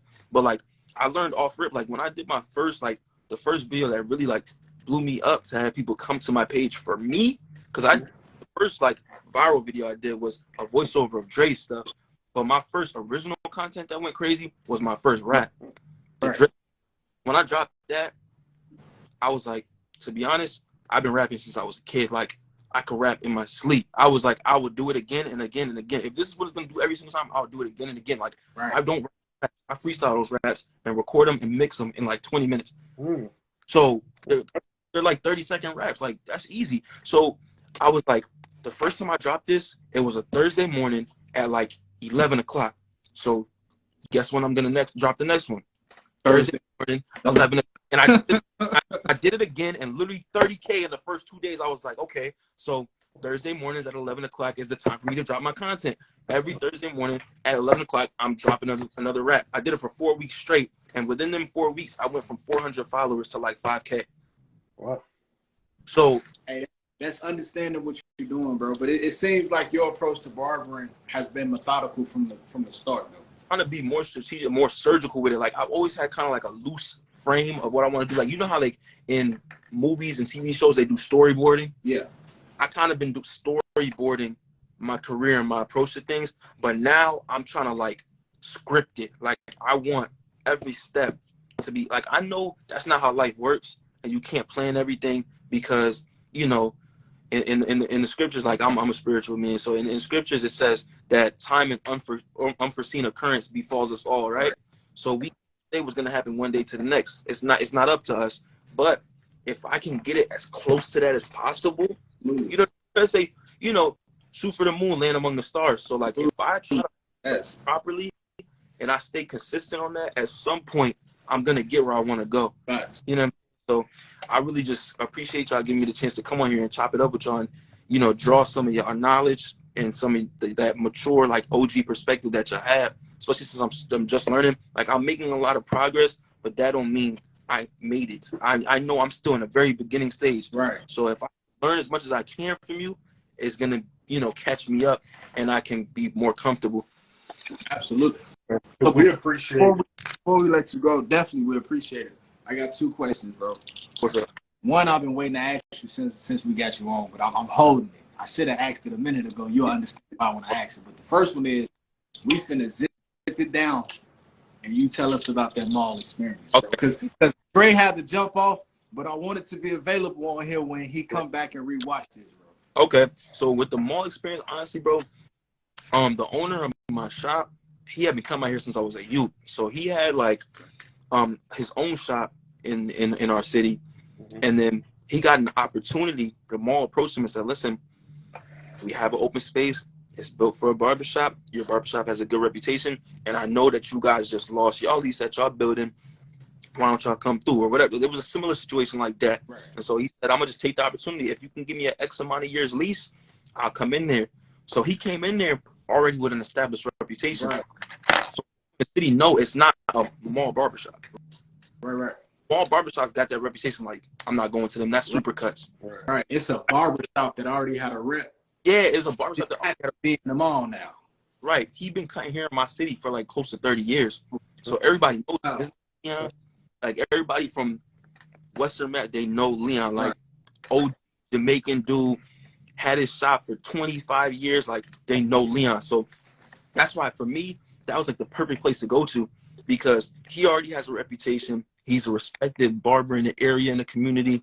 His shop got a good reputation, and he's in the mall. So even people who don't know who he is going to walk into the shop out of curiosity. Right. And then they're going to sit down and think, well, I'm about to get a Supercuts experience, just a passable cut in my little bones and get up out of here. You know what I'm saying?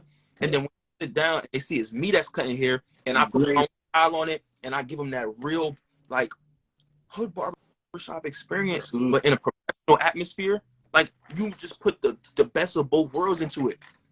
Like, the vibe of the shop look in there, they're like, yo, your waiting area feels like a doctor's office. And then I sit in the chair and I get the real Black Jamaican barbershop experience. Like, it's like the best of, like, dang, like, it feels real. So, like, for me, it's a dope experience because I get randoms that come through the mall, like people who you would never expect to be coming to me or to Leon. And it's like, it's just funny, man. It's like, it's a mix. It opens up so many opportunities. Like, we cut everybody who work in the mall.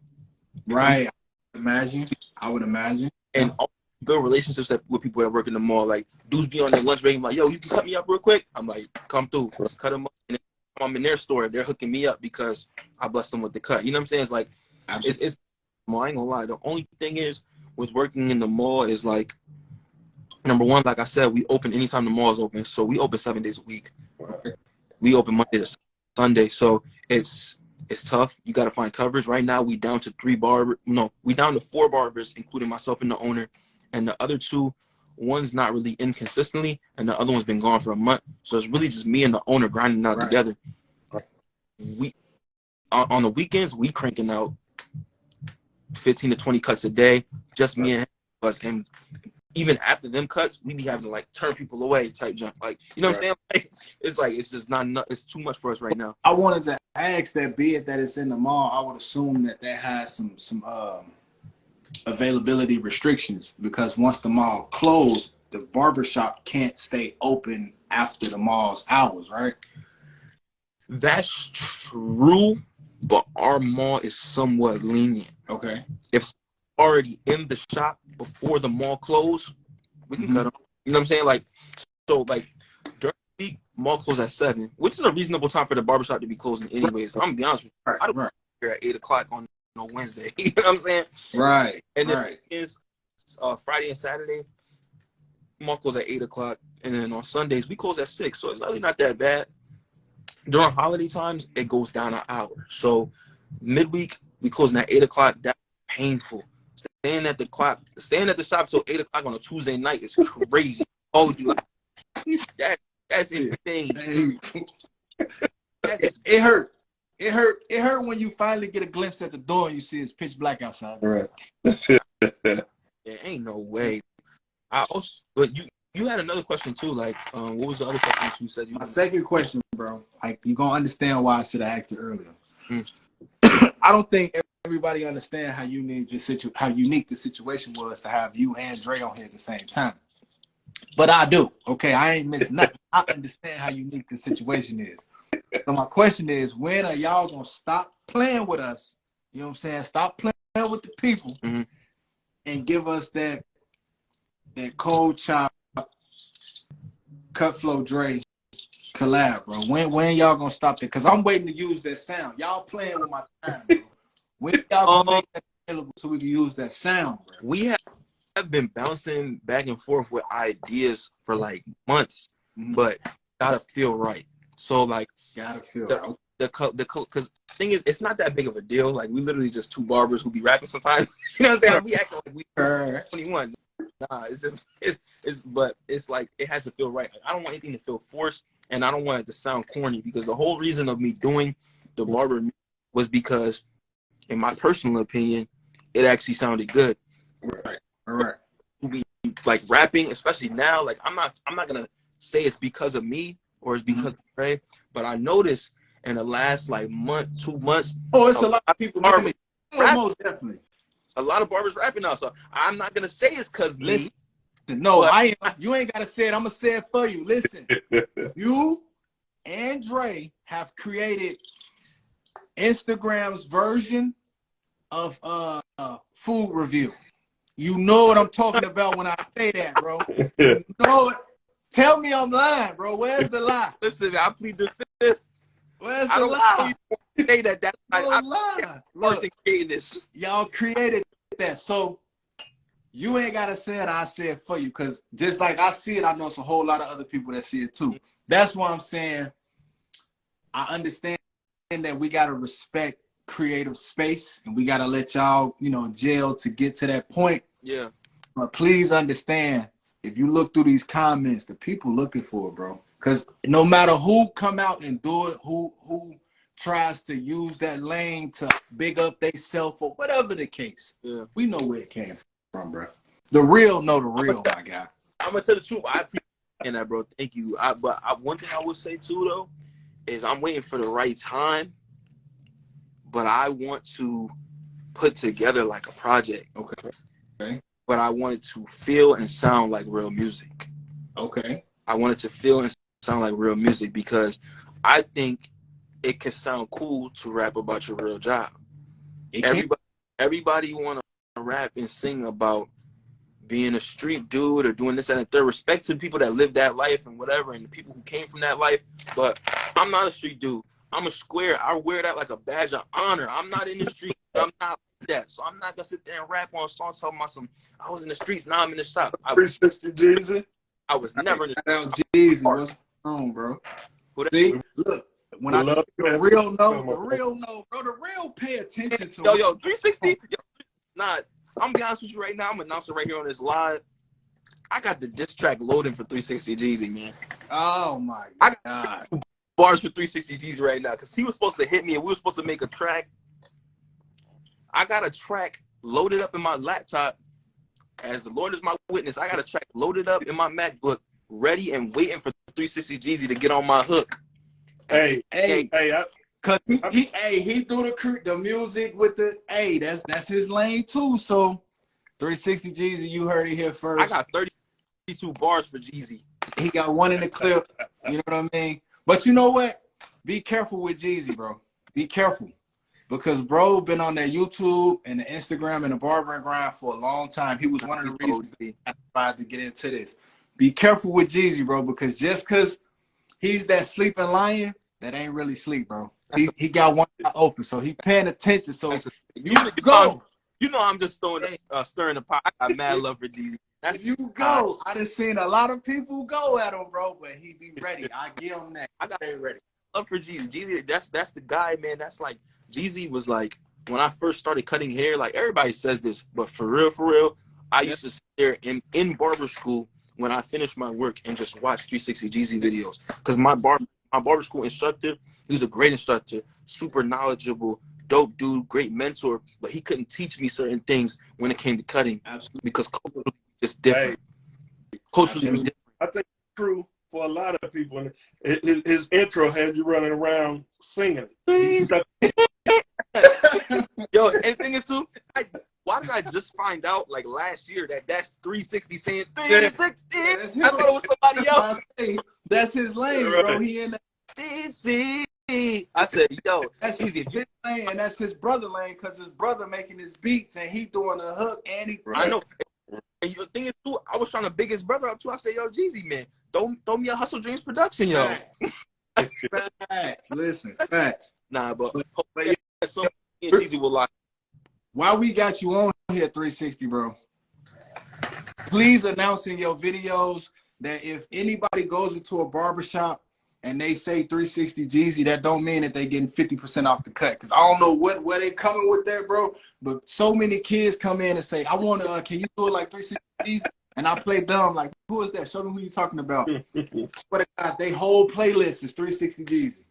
How to do a taper, how to do a fade, how to do a verse tape. And it's like, bro. Yo, I ain't gonna lie, that happened to me one time. This waver came in. He sat in my chair. He said, yo, bro, keep it a stack. You know how to cut waves? I said, yeah, I know how to cut waves, bro. It's just hair. He's like, nah, because do you know how to cut waves for real, bro? I said, I know how to cut waves. He'd be like, do you watch 360 Jeezy? I said, yo, Barber, you gonna ask me if I watch another man video? Absolutely fact.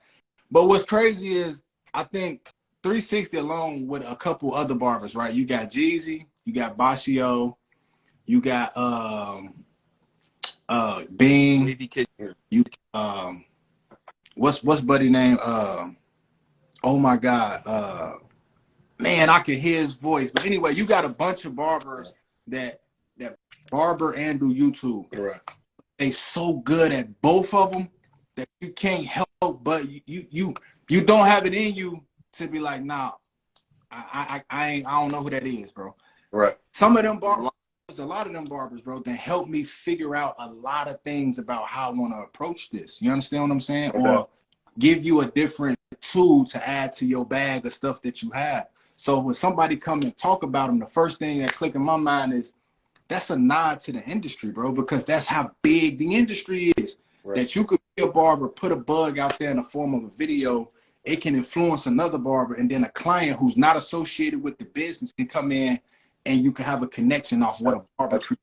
And that's the beautiful thing about this big another one. Barbering, and just this platform in and of itself. And 360 Jeezy done had a long run, bro. You know what I mean? So it lets you know that barbering is here to stay. And I mean, he jumped, you know, not only the music, the haircutting, man, he jumped into the modeling, the whole I was in all high starting school. with I was a Flint. kid. And if you go back and you watch his video, I remember videos with him cutting on the back patio in the heat. And so you could just see the progress in his ascension. And it allows other people, you know, like us, other barbers to see what's possible, not just behind the chair as well. Absolutely. That's a beautiful thing. Game changer. That's Buddy name. Game changer. Yep. Yeah, I used to watch him a lot, bro. Yeah. Easy, man. Just do a lot on both sides as well, and continuing to grow Absolutely. as well. Absolutely. I love what he's doing with his kids, man. But we'll talk about that. You know, let's Right. stay on the pod on the pod. So let me ask you this: what's next for you, bro? You in the mall. You're a year into feeding yourself through the business. I don't see no stopping for your growth on social media, bro. I don't even know if you probably don't even see the potential in you that I see. And this is my first time having a conversation with you, you know, face to face. What's next for you, bro? Understanding that you strategically placing everything so that you could be methodical in your forward motion.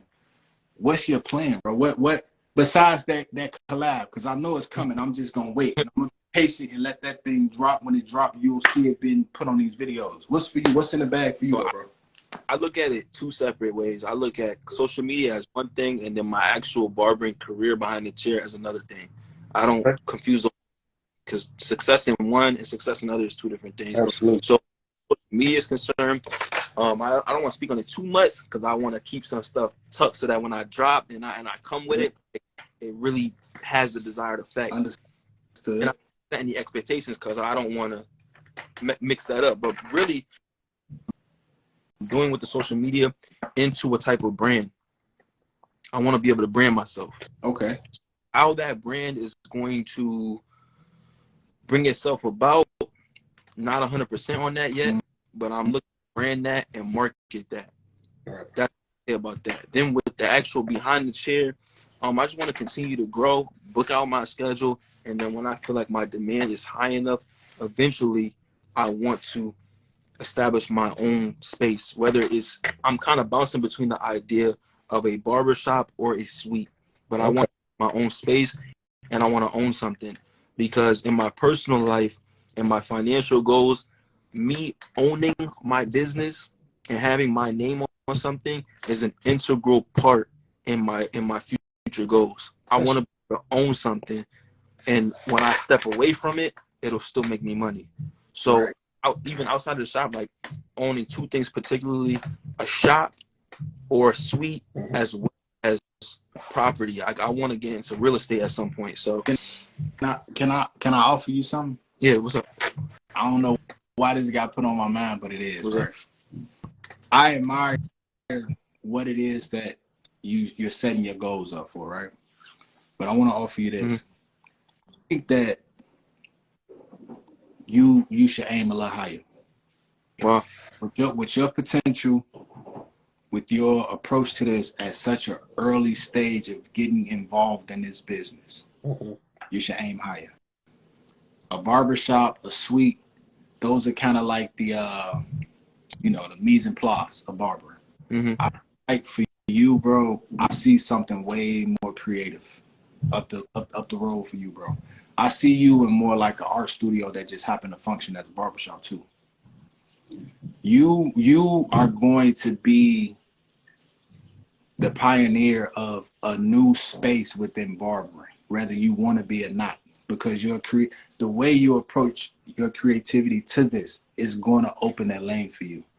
Imagine how many other creative minds and creative people are out here who want to be able to approach this in that way, but they don't know how, or they don't have the motivation.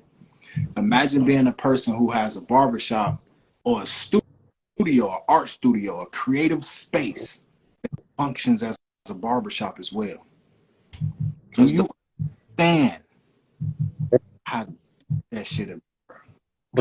But the beautiful part about this is he's only almost 2 years in. Yeah, you best. So ain't no stealing. I think when you think about the barbershop or the suite or whatever, I think those are short term. Yeah, right? those are I think the beautiful is with this industry, one idea, especially for creative individuals, one idea lends itself to another. Absolutely. And so we're going One to open continue door. Absolutely, bro. to see big things coming from him because you're creative. You jumped into this thing head first, and failure was not an option, man. And because of that, man, you're doing great. You're going to continue to build, and you're humble. Absolutely. You've separated both. You still admit that you have some growing to do in the barbering area, along with this area, and you know the sky ain't even the limit, man. You gonna take off and keep doing big things, bro. And we're just honored to have you on this platform, Absolutely, bro. absolutely. We all, Man. Y'all really encouraged me to just kind of take a bigger look at my goals and try to reach beyond that, because I'm thinking in terms of like the next 2 to 3 years, etc. But I really need to expand that, like especially with taking the Coldest Clippers, like this platform that I have, and something else.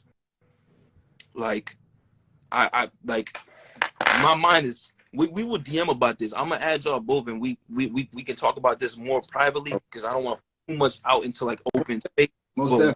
about this, it's like when I'm talking about branding it, I'm talking about like real physical things, tangible things that people can have. right. And so I want to do that, and that's gonna be part of my journey at Barber Expo. The biggest thing for me at the expo, like I don't really care to watch somebody cut hair because I cut hair all day. If I want to cut, I'll just go to work and then I'll get for it. You know what I'm saying? So you know what I'm saying? I mean, there's stuff to learn. Obviously, if you take a class or something at Barber Expo, I don't need to see y'all race to see who can do the quickest fade. It don't matter. Like I'll do it in 30 and he'll pay me to do it. So my thing with Barber Expo is the networking aspect, meeting people who are crushing it and actually doing things for the industry and seeing how I can learn from them, go in their footsteps, and then just make it my own. So I'm with, you know, y'all, me and Wavy Kid Kev definitely got to do something. Y'all know Wavy Kid Kev, obviously, right? Absolutely. So, Absolutely. 18, 17, he probably 18 now, ain't yeah, young boy. He just he a dog. He started at the crib like in a garage, then he moved to the room. Now he in a crushing it, man. Like he got a lot for him that like I wish I could do that long form content YouTube, but I'm such a perfectionist that I would drive myself insane trying to edit 15-minute long videos. I couldn't do it. You know what I'm saying? That takes a different level of skill that I just don't got the patience for. Hey, that's why I only got 32 YouTube followers now, because man, listen, that's a grind. That's why I'm so quick to tip my hat to people that's doing it, because that is a whole nother beast. That's a monster. Yeah, these dudes is killing it, man. And another dude too, Jeezy. Back to him, not to be on his back too much, but it's like Jeezy. I'm hoping to link and learn something from him because he got a lot of knowledge, a lot of experience as far as both areas, like the barbering and the content creation. And he literally has done, like, to me, he's done in the barbering industry what it's hard for a lot of people to do, and what I'm desperately trying to do with it. He took a social media platform, creating content of just his regular everyday life. He branded it, and now he has things that he's a household name. He's in people's homes. If he's not on their computer, he's on their phone. If he's not on their phone, he's on their brush that they're literally putting on their head. Absolutely. Yes. So let me put this bug in your ear, right? Yeah. You don't have to, damn, look, there go Wavy. Oh, yeah, I was finna say, damn, is he still in here? Okay, yeah. Well, Kev's still in here. I hope he's staying here, bro. You another, we gonna have to get you on here. But let me tell you this about that Jeezy thing, right? You don't have to hope for that opportunity, bro. Mm-hmm. Reach for it. Reach out to him, because understand something. He jumped in his live today to see what you're talking about, bro. He didn't jump in for us. We two old niggas that's just on live presenting y'all. That's not a nod to us. That's a nod to you. Kev, if you want to jump on, bro, we got so many accolades to give you, homie, because to be as young as you are, bro, you another one that there is no ceiling for you, bro. There is no ceiling. It ain't no ceiling. You ripped the ceiling off a long time ago. But for you, Coders, reach out to him, bro. Understand that you may not believe that you are a household name, but let me explain something to you, bro. Even if it's just amongst barbers right now, you household to us, bro. No doubt. Every time you post a sound that's available for us to identify with, for us to relate to, that we could throw on our videos, or we could just listen to it and feel that kind of gratification that somebody is recognizing that what we do exists and it can be creatively redistributed to people. Just because they're not reaching out telling you that don't mean that it ain't being heard, it ain't being felt. So Right. you may not be a household name to everybody in the world, but understand, as far as this barber industry go, it's a lot more love in here for you than what you think, my boy. Wow, I appreciate that, man. Coming from both of y'all, and just from speaking with y'all on this very short time, it's like I can understand exactly everything y'all saying. It all makes sense. It's clicking for me now. It's like I have so much more to learn that I can get. I don't know, man. Y'all put things just such in a simple, straightforward way. It's just like, yo, I get it. So I'm rocking with. That's the point of this platform, bro. To link, man. This to me, this is you telling your story, is explaining and helping other people understand how they can cut their way out of their situations. Look, Kev about to get on here and out real quick. What's going What's good? on? Thank You you. still Good, got y'all. hot, man? Hey, I just had Okay. to cut my pops up, you know. Pop, I Had to give him the body you real know, he quick. know about now, but understand, bro, you did an amazing job with your son, bro. Yes, sir. I appreciate that, gentlemen. He another one of them Yes, guys sir. in the industry, bro. Ain't no ceiling for him, bro. He can move the ceiling wherever he wanted to be, and I know you done told him that 1,000 times. Yeah, man. You got it. Oh, man. That's what's Yes, sir. What? Our boy Codis, what's good, man? I see you out here Wait, doing big things, man. Man, Doing I'm big things, I'm boy. chilling, man. I'm chilling. I'm having fun with it. That's why I tell everybody all the time. I'm having fun with it, man. Yeah, I already know how it is, bro. That's all you can do now, man. That's all. I mean, if you want to think about it, that's all content But you is, know, bro. You just having fun. now And that I'm recording on it. here and people You know giving what I'm me my saying? flowers, you know they're gonna shadow ban me after this. So y'all never- You gonna have to break. You had to break out of that. You seen I did it. You seen I did it. You had to break out of it. I ain't gonna lie. Kev was crushing it, right? He was killing it. Reels going crazy, YouTube going crazy. All of a sudden, you don't see no Kev for like a month straight. Kev came back. Yo, you seen the first Black Panther? He was like, "I am not dead." That was Kev when he came back. Bruh, I swear, bruh, The they was like selling Black me for a minute. Panther lives, yo. Kev came back. up. I thought it was over for my mans on the IG, yo. So when they shadow ban you like that, did Yeah, it they send had you me, through any kind of panic where you was like, oh man, I ain't gonna be able to throw no content up? Do you have any kind of thought behind how that feel, bro? So me personally, when something like that happens, I try to. What I do is I take a break. So like I kind of let the algorithm reset itself, because that just means I'm just posting too much heat for Instagram to handle for one page, and it's just attracting too many viewers, and Instagram don't like that. So when you're doing, literally, I'm for real though. I'm being for real. This is for any content creator, not just me. Any content creator that's attracting too much views in a small amount of time, they're gonna shadow ban you for like a month. And gonna be like, yeah, they gonna be like, listen, this page is getting too much attention. We need to spread out these views to somewhere else. So we gotta shadow ban you for a minute, and then we'll bring you back at a later date. But what I'm saying is, when that happens, I stopped posting for like a week and a half, almost 2 weeks, because if Instagram sees that I'm not posting, now they have nothing to show but my old content. So the old content that already getting views is gonna continue to get them views. So I'm gonna still have some attention. It just won't be nothing new. So when I post new stuff, then they're gonna be like, "Oh, he's back. Let's show people this. He's back. He's been gone for a minute."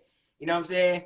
So that's how I be telling people. I'm like, if you're shadow banned after getting views for however long, just take a break and come back. And Hey, I use that whole time to just Hey, stack Shad, up on content. I be they stacking that whole teaching time. old cat. They teaching the OGs something. Hey, they teaching the old dog new tricks, bro, because I ain't know none of that.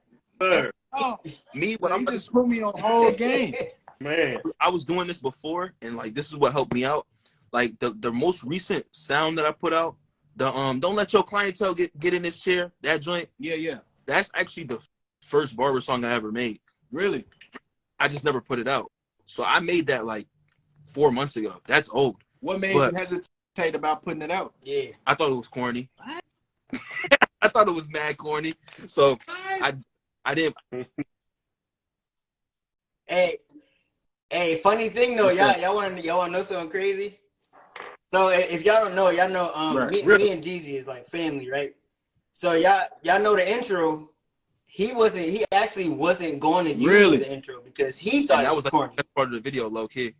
But exactly. But you see where it is now. So anybody that in the live, so if you got an idea and you think it's corny, post it. You don't know Absolutely. what anybody in this world is gonna think. Because you might think it's corny and everybody else in the world Man. might be like, oh, that's fire. And Why I when ain't we think talking about about Jeezy, during the time that he really first hit, I worked in the school district.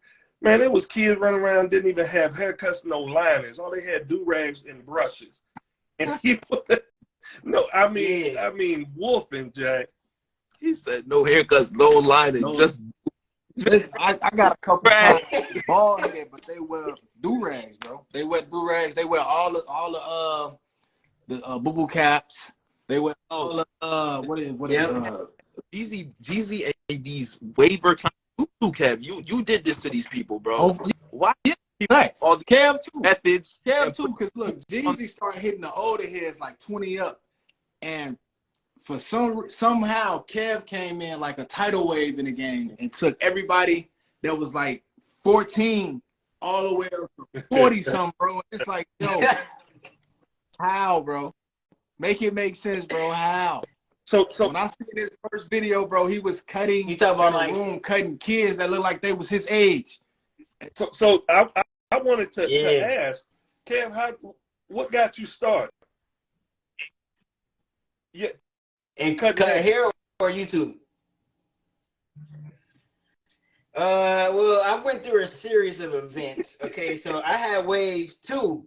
Okay, I was watching Jeezy all the time. Okay, so I had waves, and I had the same swirl that he had because I was watching him brush, and I'm like, okay, I'm about to brush this too. This ain't regular. This ain't no regular 360. This is something different, right?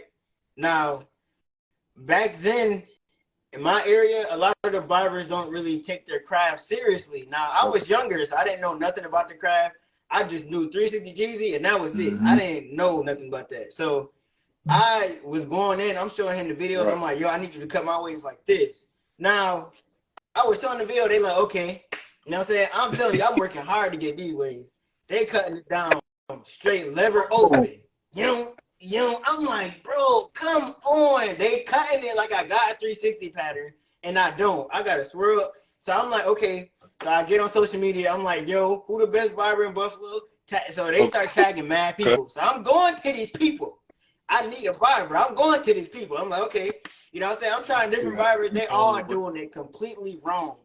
So I was like, okay, you know what? I'm already watching Jeezy videos. I already got a sense of what I got to do. I know all the steps. I remember them from my mind. Okay, I remember all of it. I'm like, okay, you know what? right. I'm gonna start cutting my own hair. That happened. I didn't even get to that until like, well, I think that was like 8th grade. I tried to like do it with a razor or something. Okay. But I didn't take it serious until high school. Once I got my first Yo, pair of who's clippers, your it was first over Clippers after that. fan? I'm cutting my own hair almost like Bang. fast feeds. I had the fast feeds and the T outliners. Thanks to Jeezy though. I was watching Hey, that's the all he video, was so using back that's what he then, bro. With said. them He was like, before exactly. that daggone master. Exactly. So I had those. Yeah, Nah, the master's too You heavy. done put I on couldn't- some I size, couldn't. bro. I When you was first weak back started, then. you was pencil thin, bro. So you definitely using some of them. Yeah. I've been in the gym. I actually been in the gym since I came back from Cali. After I did the collab with DZ. Okay. That's when I got right back in the gym after that. So it's been like 5 months. So y'all gonna see that process. But yeah, so I started cutting my own hair. I was cutting my own hair for like every week almost. I was just jacking myself up. People roasted me in high school. All of that. I was getting all of that. And then one of my friends from high school, he still gets free haircuts to this day because he was the first person that trusted me to cut his hair. He let me cut his hair. I did an okay job. You know what I'm saying? I did an okay job. I ain't messed him up. That's because I had like months of practice on myself. So I'm like, okay, it's my first time cutting somebody else. I'm gonna do these steps. I'm gonna be good. So after that, he came. A couple more people that I know that I was friends with in high school came, and it just kept going on and on. People it caught a buzz, and then it just got to where it is now. But I'm gonna tell you, pretty fast. And I know a lot of people, when you meet people and they recognize who you are, they give you the kind of their story of how they discovered you, right? How they discovered and found your content. Let me tell you how you caught my attention, bro. Mm-hmm. I seen a video of you cutting hair, and you had clients waiting, like it was kids sitting waiting. Yeah. And in one of them chairs, it was a lady sitting there with her son. And I was tripping. I'm like, is this like a gimmick video? Like, is he really cutting their hair? Or is this like to make me laugh? And I'm watching, I'm like, yo, shorty, he got hands though. Like, let me go watch some more videos and validate what I'm seeing. Yo. It's incredible, bro. Whatever that experience was, I'm glad it happened. I hate that it happened to you, but I'm glad it happened to you. You're right. It propelled you into this position you in, bro. And hey, you ain't doing nothing but been improving and improving and improving and improving, bro. That's what's up. He ain't stopped rubbing his waves either. He not supposed to, bro. He not supposed to, bro. Listen, I gotta keep it laid down because it's hot. Okay, Girl, it's hot, and you know once you get hot, your hair start going up. Yeah, so I got it. I'm gonna tell both of y'all first and foremost, man. We appreciate having you join, but man, I love y'all energy, and it's easy for me to see why y'all have the following that y'all have, man. For you guys to be young, you're rare, and we greatly appreciate that. As barbers, it's a fresh breath of air to see young cats just standing on 10 toes and doing their thing and taking this thing to new heights, man. And you know, it's in y'all hands, and you know, we still being older do our thing, but just watching y'all, man, it's really gratifying. And we also learn from you guys as well as you guys learning from the older barbers, man. So we appreciate y'all. Absolutely. I appreciate you, man. I'm just being here with y'all and just, you know, Kev's talking to me in here. This is great, man. I just feel like, you know. Hey, the lives are getting lit. I'm trying to tell you, bro. They only going up from here. So do either one of y'all want to take that question down? And that's a great question, especially considering that both of y'all are younger barbers in the industry. I would love to know what are your 3 tips for barbers as far as biggest financial tips getting started in barbering. What have you guys come to learn? What's up? You want me to go first? I don't go know first. if I have 3, but I have a couple. Number 1, and I just seen Tyreek Jackson tap in on this as well. If y'all don't follow Tyreek Jackson, Definitely do. Giving bars out. Like, Right. don't count, if you in a shop, don't count your shop owner's money, bro. Don't count your shop owner's money.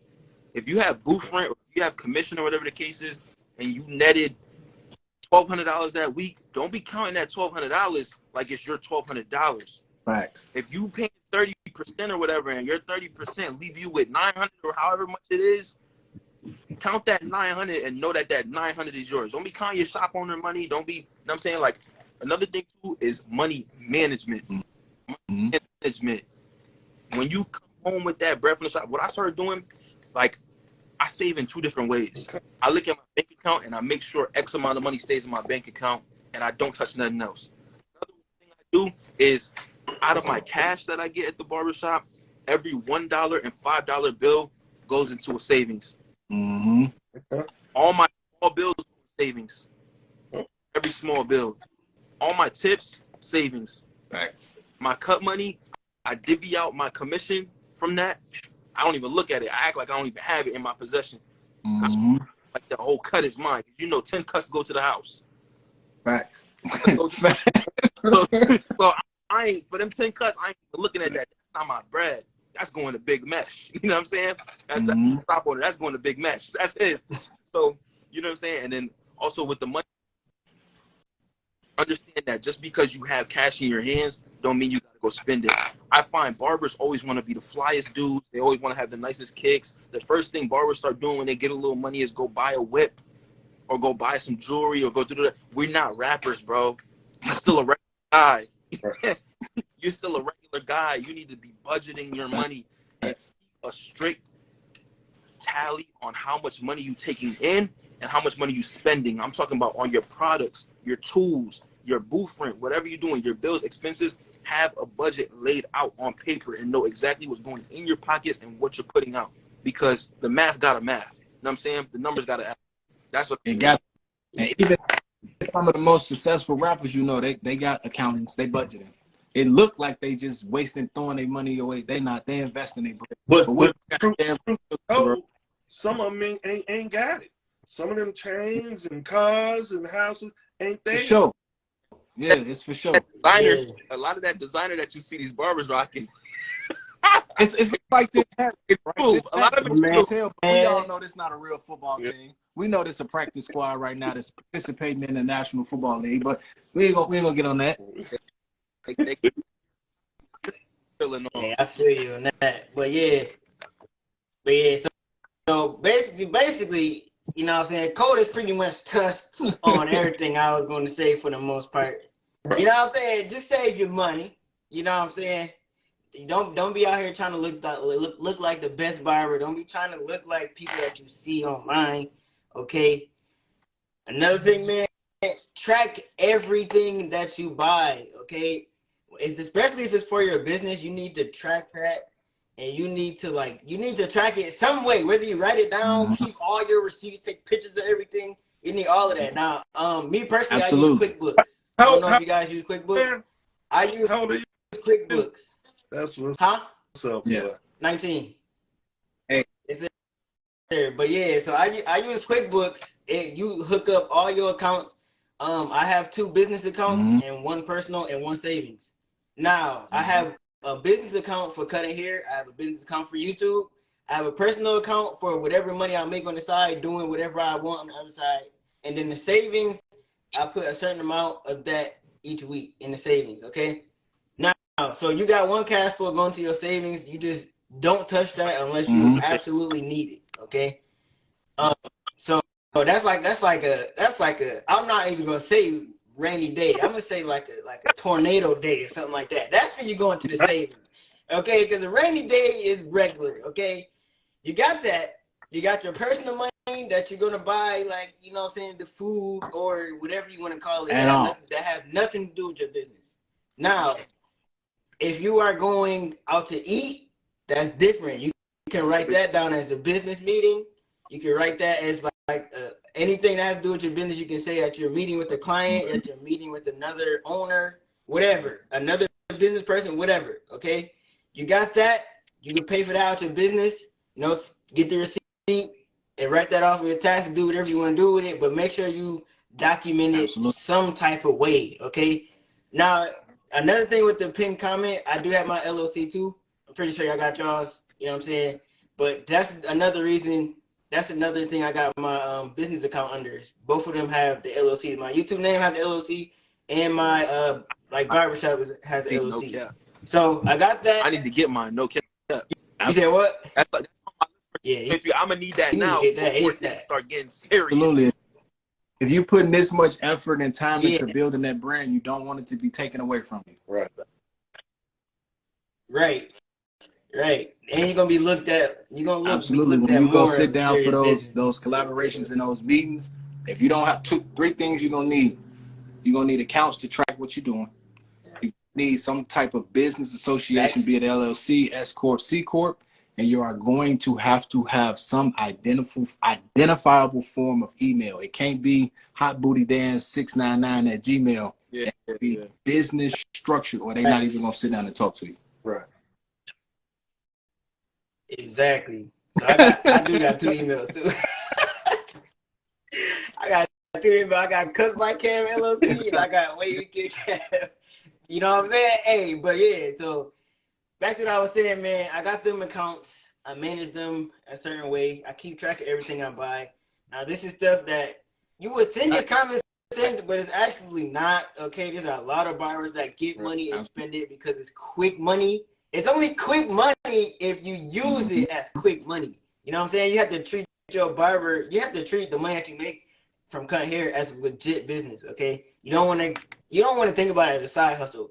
I hate when people ask me, like, yo, is this your side hustle? You got another job? No, this is my career. This is my job. Okay. Exactly. This is what I do. I'm not doing nothing else. This is me. Anything I do outside of this is a side hustle. This is the something main I want to thing. say about what you said. I don't know if you know the terminology for it, but what you're alluding to is called what you teaching people is how to avoid commingling your money. Right. If you don't know that, it's a federal law against commingling your money. Right. If you are associating your personal money with your business money and you just spending off what you make 100% what you bring in, you just spend willy-nilly off of that, that's called commingling or embezzlement. That's illegal. Right. They will shut you down for that. They'll shut you down and they'll put a ticket on your head so high you're not able to afford it. Don't even think about going to the dealership. So he was done. Hang up. You was done. I'm about to get my LLC. If the feds are watching, I'm going to get it. Hey, make sure you get that for a fact. You stated clearly you've only been doing it for a year. You have a grace period. Like it's like a year to 2 years before you can be like undoubtedly penalized for not having those things in place. Then on top of that, you are a licensed barber in a commission-based shop. So that commission contract kind of protects you in the sense of that until it's time to start filing your taxes. When it's time to start filing your taxes, you definitely want to have your LLC established so that you can show that your business has created income for the year, paid its taxes on the income for the year. That way, if you want to branch out and grow your brand beyond, like you said, you want to open that suite, that creative studio space.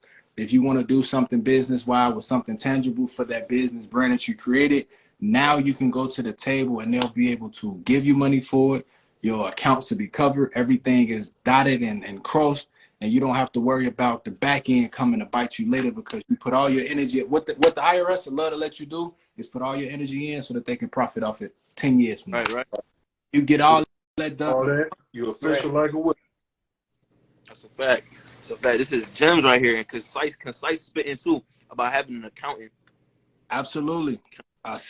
Get you a definitely. Two things that CPAs and accountants do, I had to learn. They'll teach you how to spend your money. Right. Say that again. They will teach you how to spend your money. Once you, understandably so, we saying this again, we're not professionals. This is a podcast. We have an open dialogue conversation. And we're all professional barbers. Solicit opinions. Once you become a barber, you naturally open yourself up to, you've now changed your tax bracket. You understand that. You've changed your tax bracket once you become a barber. Once you become a successful barber where you're consistently booked on a consistent basis and you start going through the motions of raising your price, so on and so forth, touching $100,000 in barbering is not hard at all. Right? So once you get to that point, they'll lie to you and tell you that barbers is only making $30,000. I'm like, because they lying on their taxes. They're trying to finesse the paper. But let me tell you what they doing. They cutting their nose off to spite their face. Right. By you avoiding paying your taxes at whatever percentage you choose to pay them, you're only limiting your ability to grow within the industry. You're going to always have yourself in a position where you got to hustle, shucking job to try to make ends meet for what you're trying to do because you got to rob Peter to pay Paul because you're just not doing what you're supposed to do up front. But if you get all your paperwork, here's the crazy part. If you get all your paperwork done up front, you'll make more money than if you was treating it like a hustle. Right. Because I don't know about you, but if I get my paperwork up front, I'm $100,000 a year. After you pay your bills, put gas in your car. Eggs is $14 a carton. Milk is like $26 a cup. Once you start paying for all that, you probably only making $60,000 a year. Right.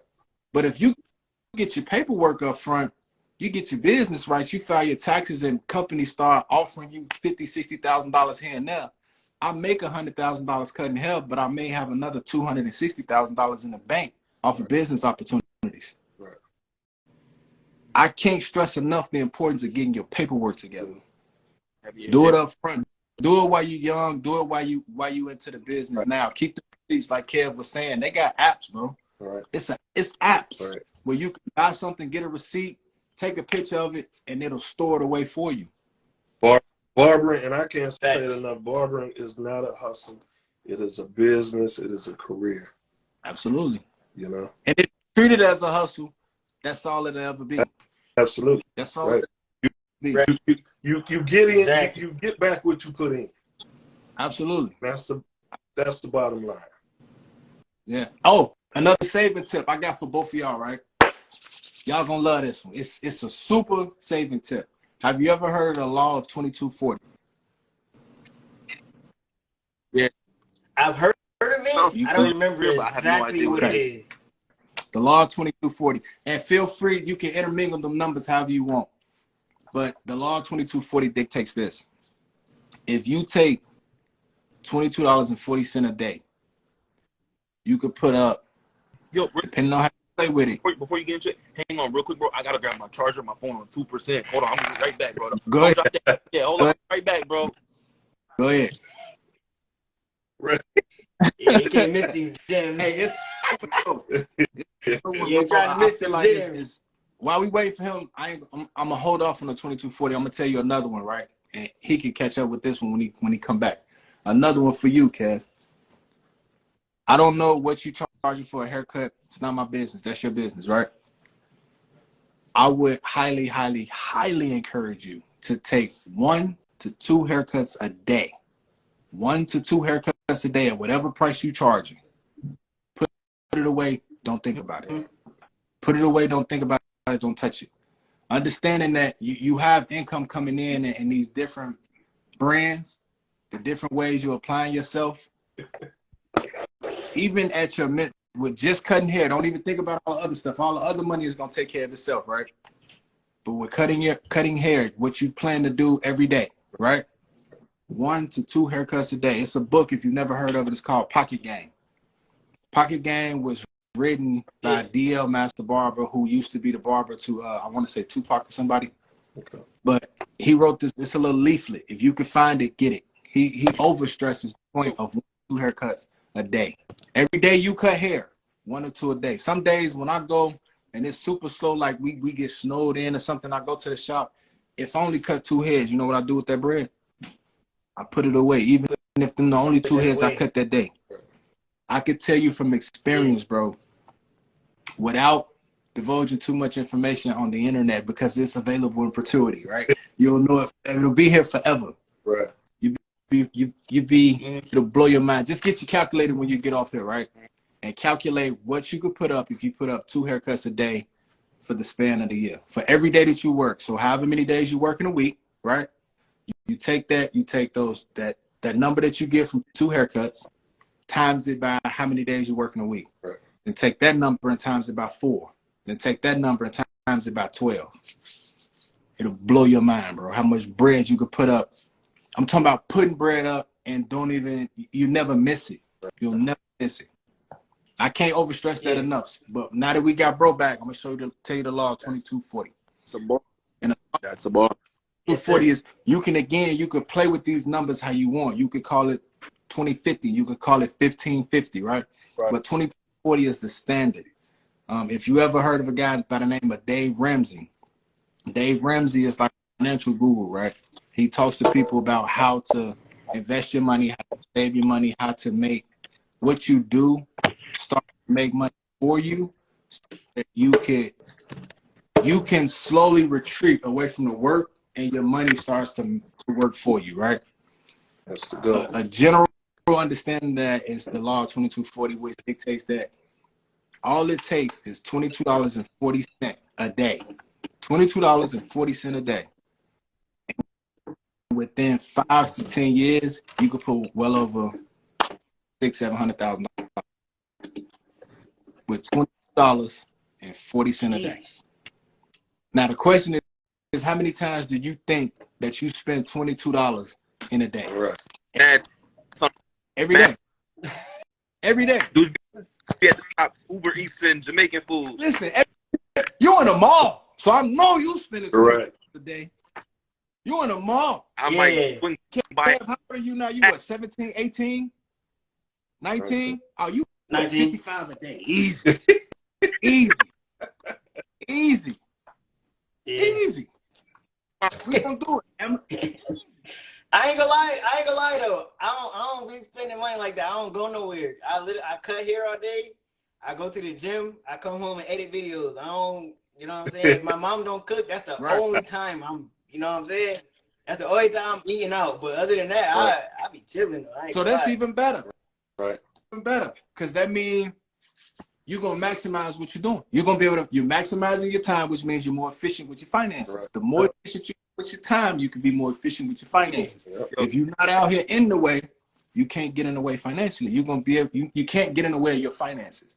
You're gonna be able to have a goal and structure it exactly how you want to do it.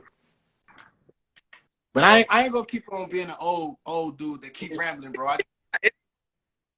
Hey, I'm taking all of this in. I ain't gonna lie. This is wisdom.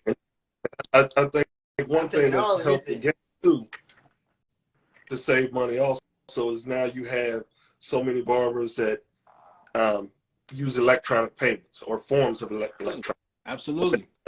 money, because even one thing I've noticed even about taking like credit cards, and we may have talked about it on here, it seems that you get better tips from people who use credit cards because it's not visible. Yeah, that money is not coming out of their pocket.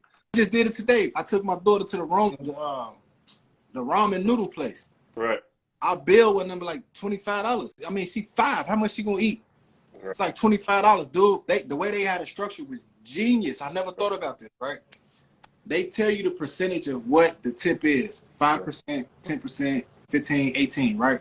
But what they do is they give you a little number where you don't have, it's crazy because it's simple, right? The simple genius is they add the shit up for you. Right. At 10%, you'll be paying X amount of dollars. At 15%, you'll be paying X amount of dollars. So my gullible ass, I look at it like, oh, bet 18% easy. Boom, you can have it, right? Well, it's the same thing with bar. If you taking multiple forms of payment, you've not only established a way where you can separate your money first. 2, you've also created a lane in which you can track your money. Right. Believe it. Because Right. if you're not it's hard to track cash because people might give you some odd numbers. You might charge 20 for a cut and they might tip you $3. Right. How many times is you gonna sit down and break that down to this was a $123 payment versus if it's tracked digitally for you? Right. Another thing, taking multiple forms of payment helps you get everything in one spot, like he was saying with QuickBooks into it. You could take it, put it all up, it'll track it for you. Now you pay yourself out of there. Let me give you some more game. Pay yourself out of there. Put yourself on payroll. Pay you. Now you pay your taxes on that. Right. Put that money in a separate account. Right. Listen, so many ways to approach this where barbering is probably one of the dopest industry because you could create your own financial freedom and longevity in this. And all you enjoy what you doing. Yeah. Make it make sense. No, man. Go work at a fake fuck. Right. That. No, I'm cutting out. I'm cutting and rapping. Facts, rapping. Expeditiously. Let me get a chair. I'm cutting out. Crazy. But look, I done rambled enough. I'm listening now, man. I'm gonna sit back and listen, man. I'm gonna sit listen. Man. This what I Yeah, man. You ain't speaking nothing but facts. That's a being fact. able to get in front of guys who willing to take the information, because I know with y'all cutting, as long as y'all been doing it now, you've been doing it long enough to see the guys who just have no interest in growing. Right. They have no interest in doing nothing more than they're comfortable with people saying, oh, hey, he dope with the Clippers. That's enough for them. Right. Yeah. That's enough. Yeah. Definitely enough for And a that's lot of people, horrible, especially bro. out That's here. why you went experience the way you did because they bought into the narrative of what everybody was saying around them, but they never took the time to look at themselves like, damn, I got so much I can improve on. Right. It's Sometimes what also happens is, you know, both of you guys, it seems like you have some solid people in your circle, you know, and that's one of the key pieces to growth. You know what I mean? Is having solid people. A lot of these young barbers, even old barbers, man, they just living for the moment, using it as a hustle. You know what I mean? Ain't doing right by their money and not respecting the craft. And I'm also a big believer, if you don't respect the craft won't respect you. I think it goes hand in hand. Exactly. You know what I'm saying? So what y'all doing, y'all on the path to greatness, man, and I love to watch it, man. I love to watch it. Absolutely.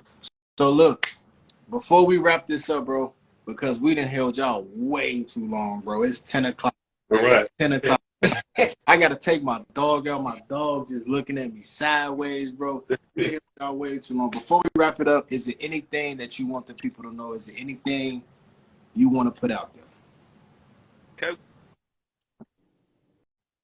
Hey, I ain't gonna lie. You know what I'm saying? I've been posting a lot of content lately, and I don't know if you guys have creator pages or business pages, but y'all know when somebody like over 10K followers follows you, it pops up in the priority jank. If I see one more barber, okay, with 10K plus followers and you getting 400, 500 views with 20, 30 likes, I swear to God, I'm blocking you. We reporting their pages this year. I am reporting your pages. You are done. Please stop doing that. Please, listen, stop clout chasing. Do your content. Put in the work to get your numbers organically. Okay? Dude added me. He had 100K followers. His reels, and he's only getting 5,000 views on the reels. So you mean to tell me less than 1% of your followers is watching your stuff? It's fake. And I'm getting them out of the game, coach. I'm taking them out the game. I'm not. What a guy in that instance, are they finessing the numbers or buying their followers? They're buying followers. This is how you buying followers. They be buying their followers. It'd be like random bots in the comments. They'd be like, "Oh my gosh, you have so much swag!" Like, yeah. Don't video. Oh my god, awesome video. I love this. Using mad emojis just to make it look like a real comment. So much they ain't feeling that at all. Yo, Oh my god, that haircut is so sharp. What's crazy? Bro, go somewhere, bro. And then it be people that's not even putting out quality content, bro. You throwing up anything. How you got 100K followers with no influence? You are not putting no content out. You ain't influencing nobody to do nothing. Work. And you they're throwing up haircut videos with oily cameras. you know when you could turn it in, wipe off the camera first. Yeah, man, yeah. Look like they did it with their foot. I don't buy followers, but I done had an oily camera a time or two. Shot and had to tell me, man, clean off the back. Listen. All you gotta do, all you gotta do right here. That's it. It's cool. That's all you listen. gotta do. I didn't know that because I thought I was bugging, bro. I'm like, maybe the algorithm just hate me, bro, because I'm pushing content. And then I look up, and I'm grateful for the 3,000 followers I got. I'm grateful for my 3. Don't give me. I'll work for that 3. It's my 3. You feel me? Right. But then I see somebody throw some. I mean, just dookie up, bro, and they got like 600,000. I'm like, what the fuck? What am I doing wrong, bro? Like, so thank you for telling me that. That kind of. All right, I ain't tripping, bro. I thought maybe I was tripping. You can always tell. The comments and the real views are a dead giveaway, boy. They let. Or if somebody I know people that's buying views too. They'll have like 100K, 200K like views and only be having like 70 likes, 60 likes. And I'm like, ain't no way in the world that you telling me that this is a natural reel, or it'll be backwards. Then view. They'll buy likes and have more likes than views. So you got 5,000 likes and you Yeah. only got 2,000 views. Bro, come on, man. If Hey, Come if you're on, gonna pay to man. play, at least buy Yeah. both. You know what I'm saying? Right. I feel like at this At point, least I'm buy just gonna both, start right? exclusively targeting the graphic designers, because don't nobody show you more love. Right. There's somebody that do barber Yeah. graphics. Everybody know if you need a logo. When I first started my barber page, right, I had like 70 followers, Uh-huh. and one of those graphic designers hit me up, Mhm. and it was like, "Hey, bro, do you want a cool cartoon logo for your barber account?" Right? When I tell you, I wanted a cartoon so bad. I said, "Yo, how much for the cartoon?" Didn't, bro. I ain't gonna lie, he got me for my 30. Oh, no. Yo, he definitely Oh, got God, he that got first that haircut first- today. Hey, Yo, oh my mama, Definitely that's got that how we first know you got haircut it, bro. today, Like bro. Ken said, that's how we know you got that first haircut of the day. You just gave that joint I away. did Here a- you go. smooth taper with beard, 30 bones, and I handed it right over to the cartoon man. He stole it. Hey, Right over.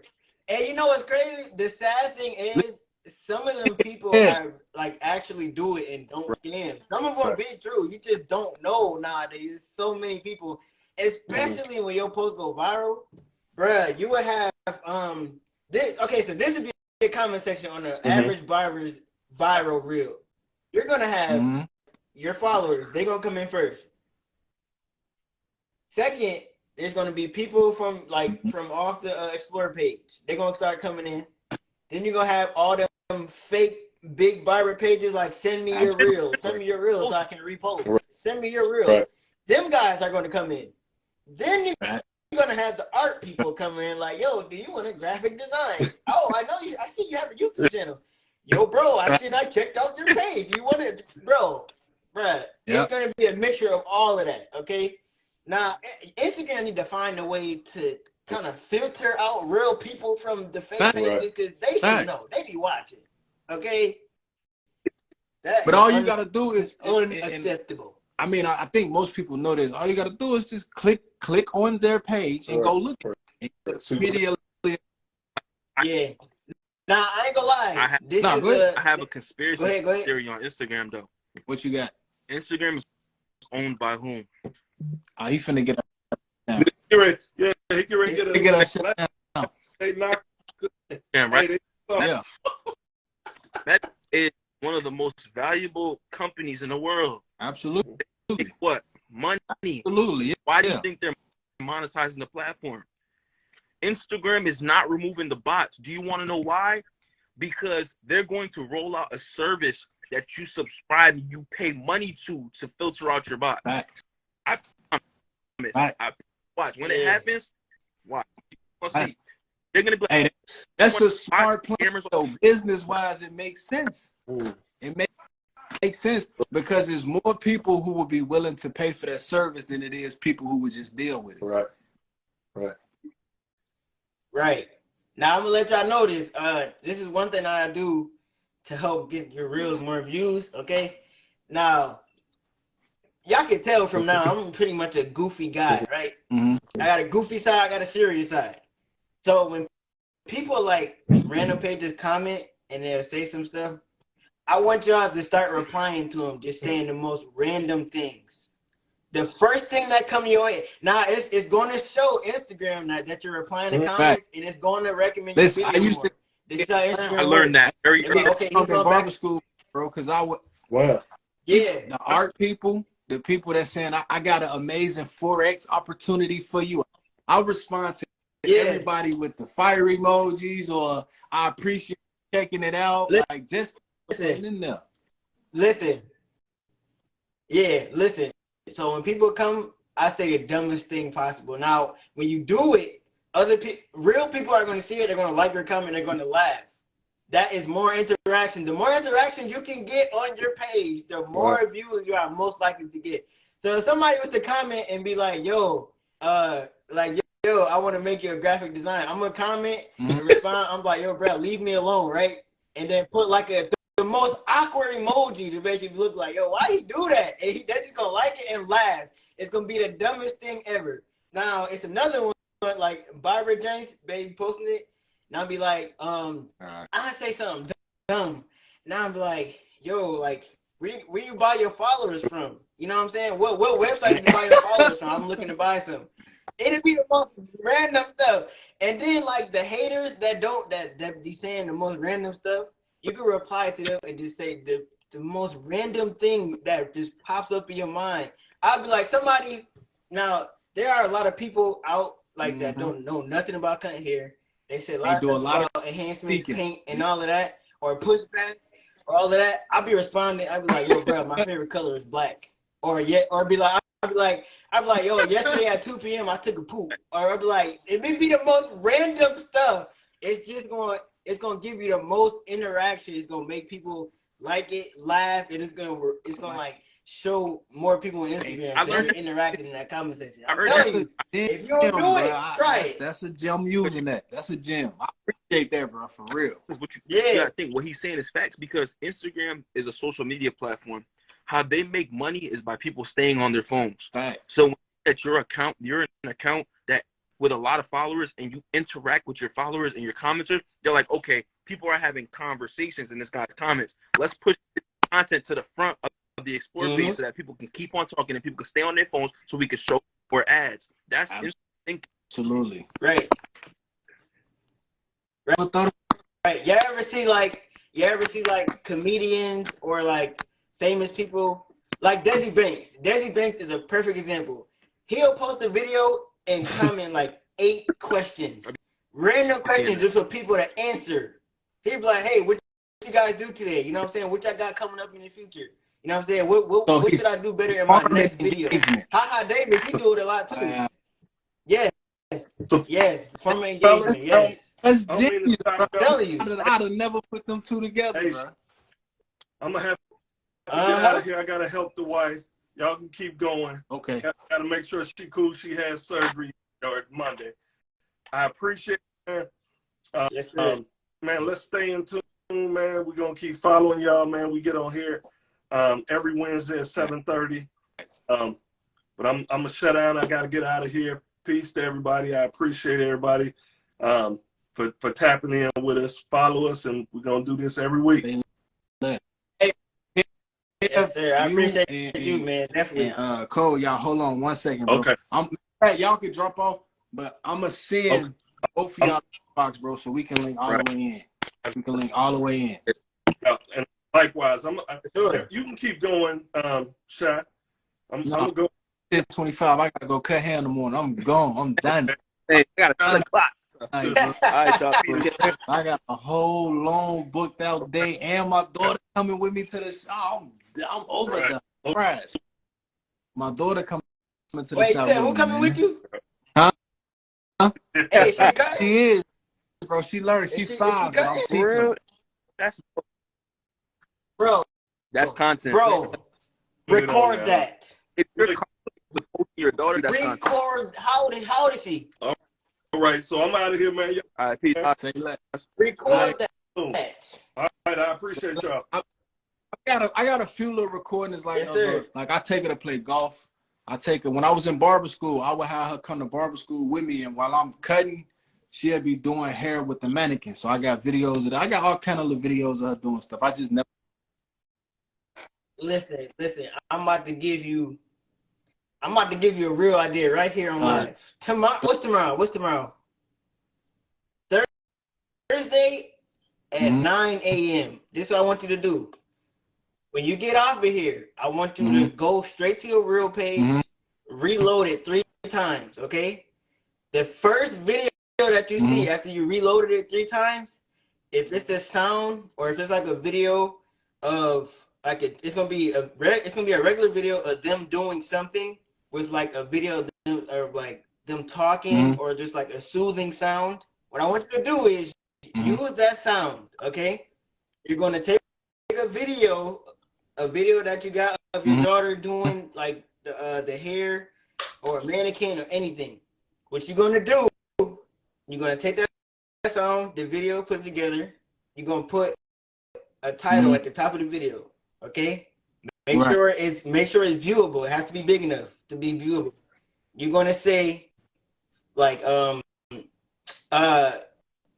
gonna be like 5-year-old daughter starting to cut hair, question mark, okay? Something like that. Something that's you know what I'm saying, appealing to the eyes. You're gonna do that.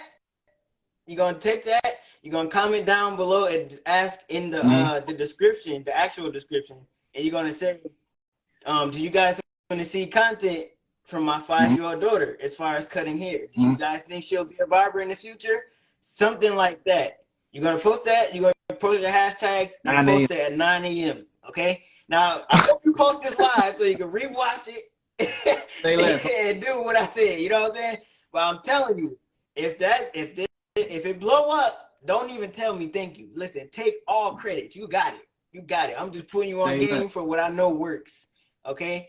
So do that. Tag me in it so I can see it.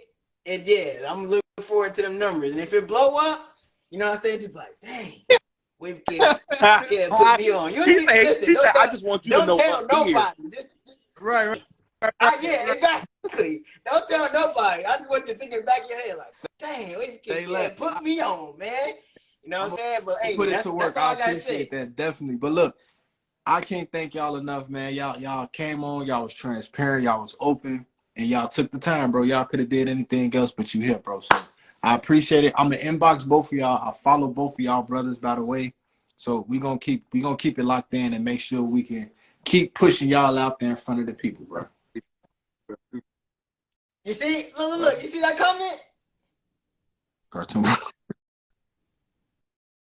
Now, you know what I would say to that in the post? I would reply and be like, yo, tell your mom I think she looks good today. You know how many people is finna respond to that and just start dying laughing? I'm telling you, the most random stuff. I'm telling you, it works all the time. Bro. Works all the time. I'm telling you. I'm putting it all to work, bro. I'm putting it all. I'm a big advocate about when people willing to give you information, you got to be willing to implement it, bro. You got to be willing. And last thing I'm going to say, I'm going to reiterate this because I cannot stress it any further. This is a very serious thing, you know what I'm saying? For me, at this stage of my career, I would just like everybody to know that if you have a certain amount of followers and it's not real, I'm reporting the page. I'm reporting the page. Hey, y'all have a good one. This has been I Cut My Way Out live every Wednesday, bro. If you know anybody that you want to be seen by the world who got a story, or you just know some dope barbers that don't get the credit they deserve, or some dope barbers that you want more people to know, just get in that inbox, bro. Shoot it to the inbox, shoot it to the page, shoot it to one of these gentlemen. Do whatever you need to do to make sure that we can give people the flowers that they deserve. That's what this is all about. So y'all have a good one, bro. We appreciate you. I'm about to inbox y'all. Peace, bro. All right, kid. Sir. I appreciate you having me on here, man.